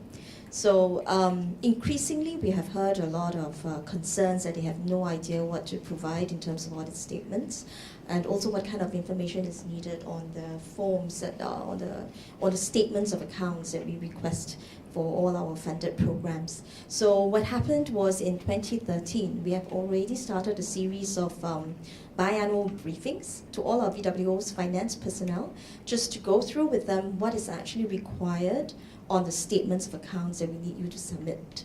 So, and increasingly during those platforms, we also hear some fundamental questions on how to do accounting for some of the numbers, so much so that we are thinking of increasing the number of such briefings to maybe include specialized finance briefings, maybe on a every 2 months instead, so that we can actually share at that platform how we can then support each other and how we can then provide do the accounts as required. In a way, basic bookkeeping functions. And maybe perhaps then we will have to partner with ISCA. Also some audit firms. At that platform, maybe it's good to then share best practices as well. So this is some preliminary ideas that we are thinking of. So we should be able to start up pretty soon. So hopefully that will be helpful. Okay, maybe let's move on to the responses to the question on board members or people on management committee. Okay, overwhelming majority of you actually have someone on the board who's either a certified public accountant or has some accounting or financial management background. But there's 10% who actually have not been able to recruit. Maybe in terms of not being able to recruit, I maybe could here advertise for the non-profit leadership. If you're looking for a board member with accounting background or financial management background, CMPL actually runs a board match service. It's very easy. You go online, cnpl.org.sg, click on that page with the form, and you fill in your requirements. And I think CNPL would be able to help you in that regard. Maybe I just add on for SAMH. I think Wainam is there, CEO for CNPL. Yes. And oh, good. Okay. Yeah. And then for SMH, actually, we got 2 board matched through CNPL. One was a lawyer, and the other one is a fundraising committee member. Both are equally good. So if I may just add on. I will further add to the accreditation of CNPL. When I was running council for the third age, I believe in board renewal, as I said. And I've done 2 quite substantive renewal of board members. And through CNPL, I have actually managed to get a total of about 7 board members, all with different backgrounds. And they were all really top-notch professionals. So those of you who have a problem, do go to CNPL and try and do a match. Maybe we could give Wainam some airtime to advertise the services. No, I think there's enough airtime given by the panel. All I want to add is that I think the gentleman quite rightly say that the daughter never see daylight joining the accounting profession. What I can say is that there are a host of very qualified financial professionals from CFA, which we worked with, and there are a lot of people who are in risk. I think a lot of people who are in the banking sector or even in companies that are listed in SGX are very highly qualified financial people who can serve very well as your Audicom members or even at board. So I think if we just do not confine the choices of people that you're looking for as a CPA or a CIMA grade qualified accountants, I think there are enough professionals out there to serve at the board. Just a follow-through question about this. Is it a requirement that we create a board, an audit board, a committee or a finance committee in the board? Is it a requirement? I believe that if you're of a certain size and you're in a certain size, above a certain size, actually it is required. Which is, what is the level that is required? Is it tier 2? It's 500,000. If your income level is above 500,000. Well, as far as this requirement is a best practice that is found in the Code of Governance for Charities and IPC. So I encourage you to refer to the code on the requirements and as well as other best practices that you can refer to. But just a point on the code itself, the code is, given that it's a best practice, compliance to the code is not mandatory, but is strongly encouraged. It's disclosure of your compliance with the code that's mandatory for charities. I think maybe Gerard, if I could invite you to give a comment on, we've got the charities represented here today that, overwhelming majority actually do have someone on the board. But with the smaller ones, especially the micro ones, do you think that attracting somebody with a financial management background or accounting or audit background will be a challenge? No, I think even accountants do have passions. If believe it, you know, and if a group of you decide to set up a society to save the pigeons in Singapore, I'm sure you'll find some accountant somewhere that love pigeons enough to want and serve your cause. I always tell people, just bear in mind, nobody support an organization. People support causes. So whatever it is, if you want to recruit people, you must have clarity over your cause. And every one of us has a passion somewhere, and if we understand your cause and it happens to click, we will come forward to serve. But as far as ISCA is concerned, we're encouraging our members to go forth and serve good causes and charities. But you know, accountants are very busy with all their upgrading, the technical requirements and so forth. Sometimes it's quite rightly that some accountants are quite nervous to get involved with charities, because the moment they're in there, the expectation level of accountants is very high. And automatically the charities assume, good, now I have an accountant on my board, I want to do a fundraiser.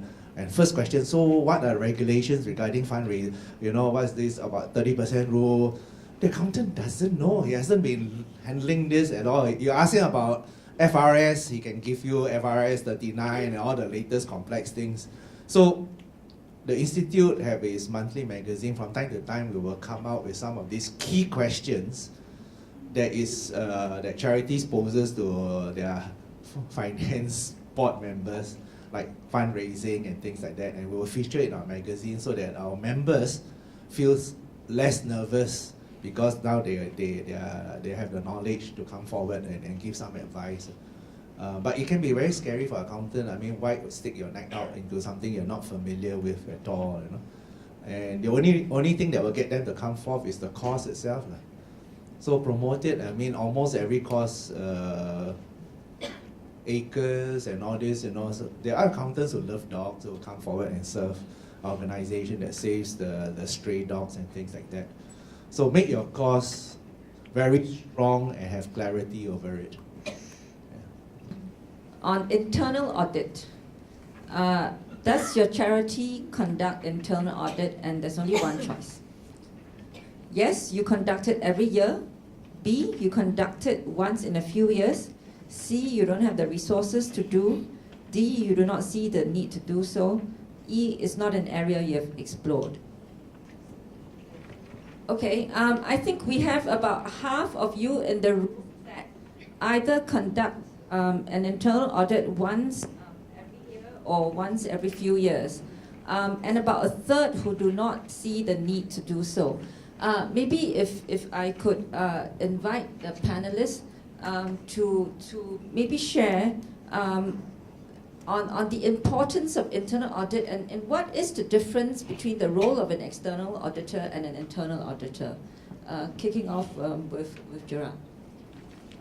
Well, as you know, your external auditor comes once a year or at most maybe twice in a year to split up the work.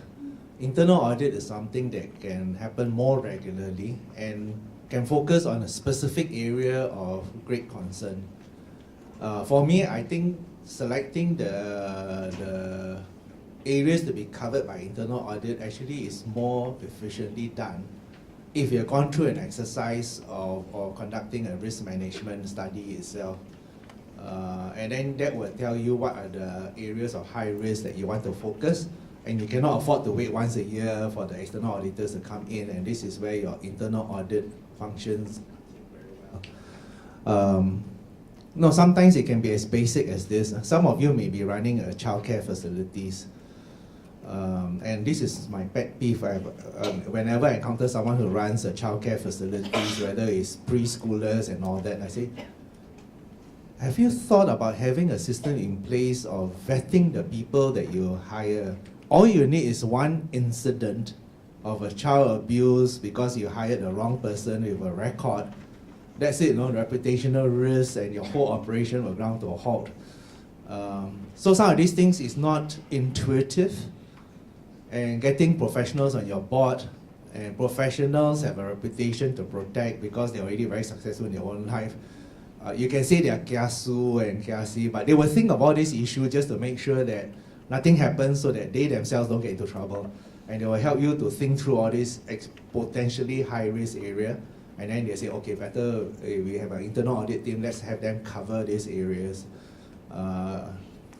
For example, if you do a lot of procurements, obviously there is a potential high-risk area, and that's voluminous. So usually internal audits will focus on your procurement procedures and so forth. So internal audit is very useful from this function. But for the larger ones, I know the spectrum here is quite widespread, but for the larger ones, at least have the rudiments of having some risk management put in place is to your benefit. Just see what the risk area, what can go wrong, ask that big fundamental question, what can go wrong that will destroy your years of effort of building up the organization. And sometimes it doesn't take a lot to destroy it. Maybe if Lily would share with us whether SAMH actually appoints internal auditors, and whether, if you do, what you've seen in terms of the advantage or that you've had from having an internal auditor. We have done before internal audit. It's on HR and internal controls. So the focus, HR is because we are quite decentralized. We have 8 centers. And you don't get to meet all the staff actually, unless you repeatedly go to a few centers to take a look. So we were a bit concerned as to back at HQ, because our HR is in HQ, our finance is in HQ. So the 8 centers operate like program centers. So we did a HR audit just to make sure everything is fine. Then we did an internal control as well. Internal control audit is more to tighten the controls at the center level. Usually the policy comes from HQ. Finance may say there is a policy for donation in kind, for example. How do you record it? And then what is the accountability in terms of DIK? Because DIK are not cash, it is not as tightly formulated, so we have some mitigating control. So we need to ensure that centers follow. So the internal controls, the auditors actually do help to tighten the control at the central level. Yeah. Ken, anything to add on this? Yes, just to add, I think a lot of us feel that larger corporations are the ones that actually need the IA function, and it is critical or crucial for them to do so, and it's definitely recommended. But I think personally I'd like to appeal to the smaller ones or the medium-sized ones, especially because there's definitely a third to say that we don't have the resources to do so. Because I think IA function is actually a step towards getting a bit more organized, effective. And for smaller or medium-sized firms or organizations, it is actually a bit more critical to make sure you do not waste resources unnecessarily, to make sure that you're running operationally efficiently and effectively. So it is actually more critical to have an IA function, and it doesn't have to be a specific IA person that's there 100% of the time. These functions can actually be shared with somebody who's already doing another function within your organization, and it's just carved out every quarter, maybe a day or two. So the crucial thing is to have someone look at it and to have that framework in place. And you'll be surprised, because having that framework in place helps you monitor your compliance against all governance and regulatory controls, make sure that all your internal control processes are complied with, and that actually helps you become more effective. Yes? Thanks. I'm Lillian from Shared Services for Charities. Just wanted to let everybody know that internal audit is the main area that we specialize in, and we only do services for charities. So we have built actually a knowledge base in the controls of charity organizations. So feel free to contact us. Yes, I think she's brought a stack of name cards, so if you need to get one, I'm sure she has many. Maybe in the interest of time, I've got people flashing signs at the back of me. Maybe can I just invite the audience here to give any comments on this particular question, or in general, actually, what are the issues, whether in internal audit or Are there any issues actually that keep you awake at night about your charity? In the area, I'm not in the area of financial administration and control. I know there are many things that keep you awake at night in terms of running your charity and the different services. But in the area of control and are there that have been flagged out, that have not been flagged out, that keep you awake at night to audit on whether NCSS can run bulk tender for audit services or negotiate on behalf? So in some ways like a demand aggregation? Yes, I will answer that. So this is something that we're really already looking at. Preliminary idea is to do a panel of auditors with the understanding that the demand aggregated for the audit services itself, we could first of all standardize the audit process and also the audit reporting, and then also try to bring down the cost of audit to all the VWOs. So I think that's useful. We're just trying to see how we can manage that within the current functions that we play, the role of NCSS in general. So please do look out for it. This is something that we feel strongly for as well. And it is also something that we notice in the last 2 years, because increasingly there is a call for greater standardization, greater information of what goes in and how they can then support this area. And I think that there's sort of interest for a list of auditors who can perform CAS audits. Does ISCA have such a list? We don't have at the moment, but I will, not to throw a wet blanket over it, all audits has to comply with the international auditing standards. So the question of trying to standardize your audit to reduce costs, I think, is going to be a challenge. So it comes back to the starting point, what Ms. Wu just now. The charities can help themselves a lot in the first place by ensuring that they keep proper records and everything, so it becomes auditable, and therefore that the audit itself won't be costly. It is not so much the size itself, but it's more costly to audit a small charity that has very messy records, where you cannot locate the documents and all that, than to audit larger charities where everything is well organized. You can find all the vouchers, explanations, everything is there. So you can do yourself a big favor by getting organized in the first place.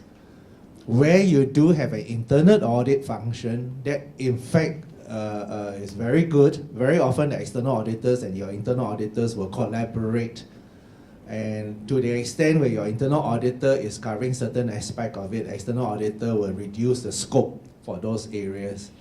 And therefore overall you achieve true cost efficiency from there.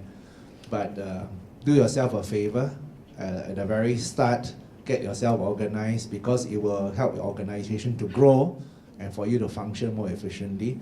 And as far as auditors are concerned, they will treat every charity just like any entity and rate your risk according to the messiness or how well organized you are. And that's how they usually come out with the estimate of cost to give you a quotation. And there's a question, the number of votes for a question on whether NCSS could actually, look into funding annual external audit fees, or actually looking to actually fund training of finance professionals. We heard just now that actually VCF already funds a very proportion. And I'll leave Boon Kian to respond on why NCSS would find it quite a challenge, right, to fund the rest. Okay, thank you for the directive. Okay, so can I just clarify that the OOE component that I spoke about earlier actually includes audit fees. So it is actually covered within the OOE, so you are funded for external audits. Secondly, have we been funding for the courses in finance? Yes, we have. So that's through VCF. On top of that, maybe it's a good time to share with everybody the consultancy grant that we have under VCF as well, where if you feel you want to get an external consultant in to help you do BPR, audit control, not audit control, internal controls, maybe just to have a review. That is also funded, if eligible, 80% to the cost of the lowest quote. Okay, so that's something that you can draw from. Then regarding the finance professionals, that is always something that we are thinking, but yeah, we have to manage within the bigger funding landscape that we have to deal with. And also, actually, there are 9 votes for this on whether auditors can design more cost-saving audit procedures. Example, do away with bank confirmation letters that actually, take up quite a lot of cost. I'm not sure whether these accounting principles can actually be tweaked to help some of the smaller charities save that, few $100s.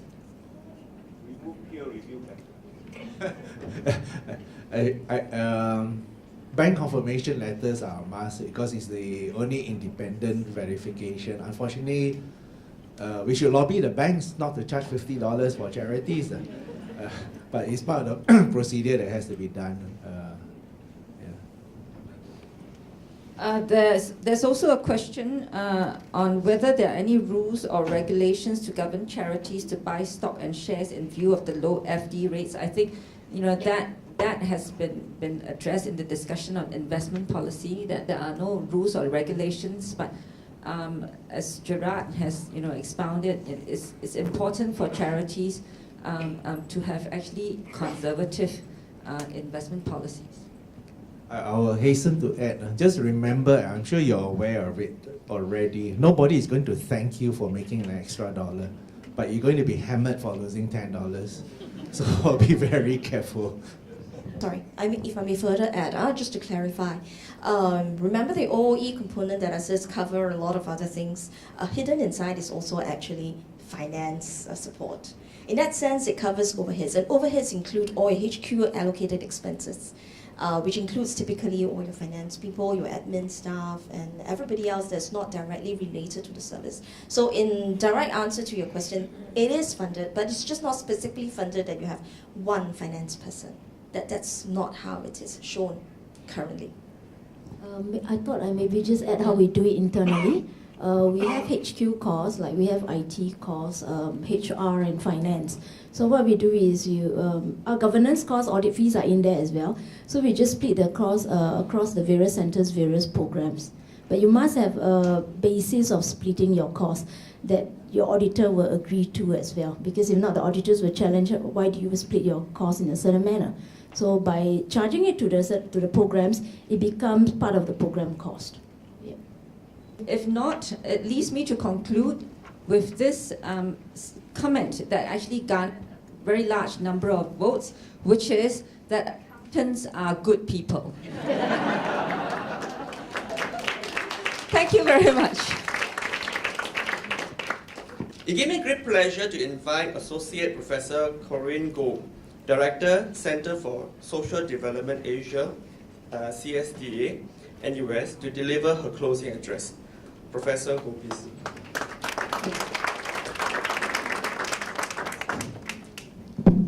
Very good afternoon to everyone. Ladies and gentlemen, it is my pleasure now to do the closing for the Town Hall event. I'm highly aware that I'm standing now between you and lunch, so bear with me for a couple of minutes. Hearing from the speakers, panelists, and also your very active participation at this Town Hall event, it is very evident to all of us that we have a very fruitful discussion this morning with new knowledge gain and very good key takeaways. Standing from the academic point of view, right, I think it's really good to now let me do a very quick summary and give you a quick overview of today's Town Hall event. Right. First of all, you recall Mr. Sim Gimguan at opening address talk about the importance of financial administration of charities, as it not only concerns how the organization manages resources effectively to achieve its objectives, but also in attaining long-term financial sustainability. I think that's an important reminder, all right, and that we need to instill confidence and continue to receive support from our funders and donors and key stakeholders. and that proper financial management controls to ensure the financial integrity of charities is very important. So you have that macro picture. And next, we heard from Mr. Keith Luck, the president of CIMA, who gave us a very good overview of the international perspectives on financial administrations, that NPOs, non-profit organizations worldwide are also grappling with some of the issues and tensions, all right? And so really, I think issues about delivering services in very cost-efficient and effective manners are challenges we face in Singapore as well. Particularly, I think, in the social service sector, where funders and donors are asking us very hard questions now about the social impact, of services and programs that we deliver. And I think Mr. Luck highlighted a very good point about how the non-profit organizations are much compelled to incorporate business-like management practices and control, and that such an approach is sometimes at odds with the more informal controls in charities. And we know that's true because there's quite a great wide diversity in terms of charity size and so on. But he said that we should have a shift in mindset of the non-profit sector, and he stressed the need to address this tension and work towards a collaborative model between the NPOs, financial and operational staff on decision-making of the organizations. Although we didn't touch on it in the discussion, but I think this is a point that we should remember, that end of the day, the financial staff in the agency is very much part of the whole team to bring the organization forward. All right, and that our financial professionals have a lot to value add to the work of the non-profit organizations. And on local grounds, we heard from Ms. Wu, who shared with us the challenges faced by the charities and also the auditors. I thought that was a very interesting perspective. And that charities have shared that they do not have competent staff in financial administration. But interestingly, from the pigeonhole, we find that actually the situation ain't that bad.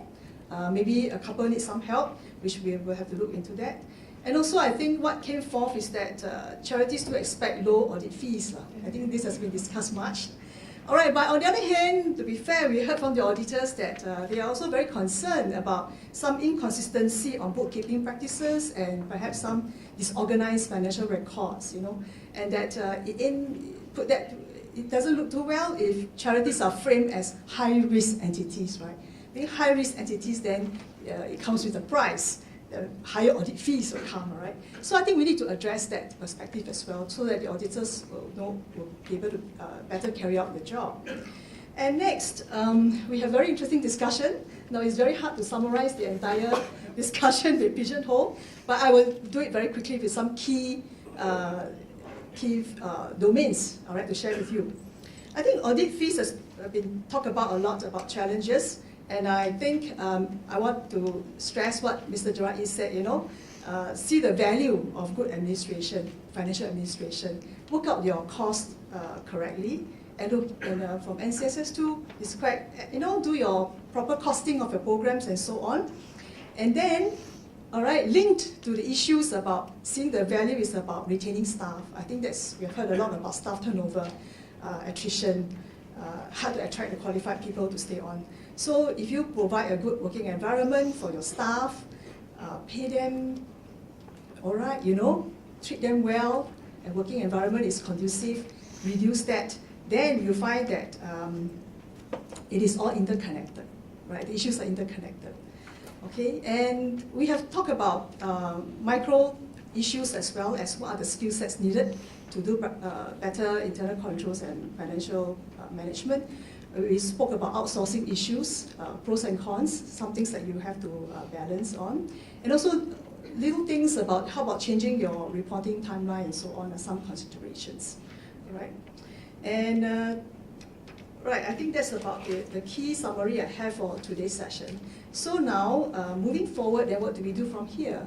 I think this is the first time that we are holding a town hall session with the purpose, really, when we organize this, is to give you some new knowledge, and at the same time to hear from your views, the issues that you face at the ground, so that moving forward, any policy enhancement or procedures that are going to be put in place will be really even a ground-up approach as well. It's not just a top-down kind of instructions, right? And I think what's important here is that we are hearing that there are a lot of resources around. All right, NCSS have VCF funding, shared services, and now moving on, NCSS is going to look into community of practice in this area of financial administration. So I will urge all of you to capitalize on these platforms to further the conversations and perhaps contribute ideas on what can be done better in terms of supporting charities in financial administration and accountability. And actually, when we were preparing for this town hall session and looking at all the issues that's in front of us, we have the privilege of reading the speeches, before you heard them. And one of my colleagues actually tried to kind of put the issues into a framework that I think we want to share it with you. It's in our file. So this is to help you conceptualize that there are two areas that you need to look at. Firstly, in terms of structure within your charity, the organization, what ought to be put in place. And then, of course, the second part will be the nitty-gritty of what the competency. So very briefly, if you look at what we have for you here for consideration is that at level 1, all right, the management level, all right, which means the responsibilities of CEOs, CFOs, and some of you may call them financial administrators and so on, play a very critical role in leading and managing the organization's resources, right, by being accountable through budgeting and so on, and making sure that the books are done correctly. All right, so that level help to ensure that there's proper financial procedures adhered to. And we have actually talked about level 2, all right, board members, the role of board in terms of directing the organization and so on.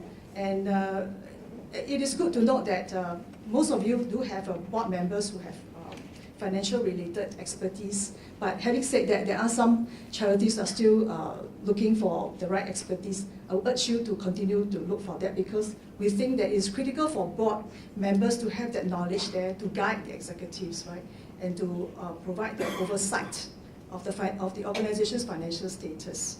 And also taking a point then, how regularly should the board meet and to review the financial matters of the charity? As a good practice, we thought that the board should not just meet at the closing of the financial year, but to review the records regularly, perhaps once a quarter. All right? And then at the top level, level 3, then it concerns the external auditors, whose role is to provide the assurance to all stakeholders through auditing the charity once a year to ensure that the financial statements are prepared in accordance with accounting standards. I think what we have also discussed today is also the internal audit process, that it is important to incorporate in as far as possible, right? Okay, so that sums up the town hall meeting. And what's moving forward, right? The Center for Social Development Asia at the Department of Social Work, NUS, we are actually currently in the midst of conducting a landscape study of financial accountability of the non-profit organizations in Singapore. So the work is still in place. And this research study is funded by CIMA. Thank you very much for your support.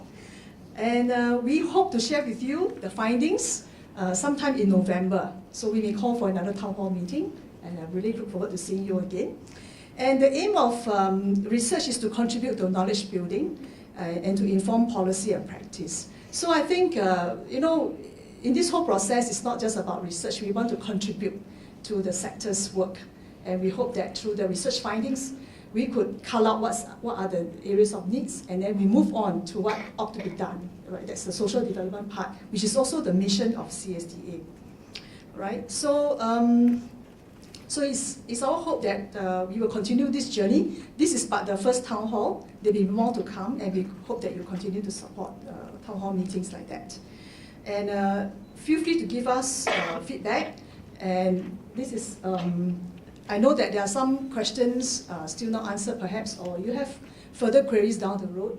Feel free to write to the Charity Council Secretariat or also CSDA at this website. Drop us a note and that we will continue the conversation with you. All right, so on behalf of CSDA, I would like to thank the Charity Council, CIMA, ISCA, NCSS, and SSI for the collaboration in organizing this town hall event. And my grateful thanks also to the moderator, Ms. Chan, and also the panel speakers for your valuable contributions. Appreciate it.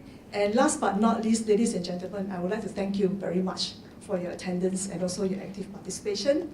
And before you go, admin announcement, please fill out the evaluation form. That will give us feedback on how we should move on to other interesting work that to support the charity sector. And last but not least, please stay back, join us for lunch, and have good networking here with all of us, and continue the conversation. Right? So I would like to end off by this quote. I quoted from Mr. Gerard Yee. Focus on what you are doing and do well.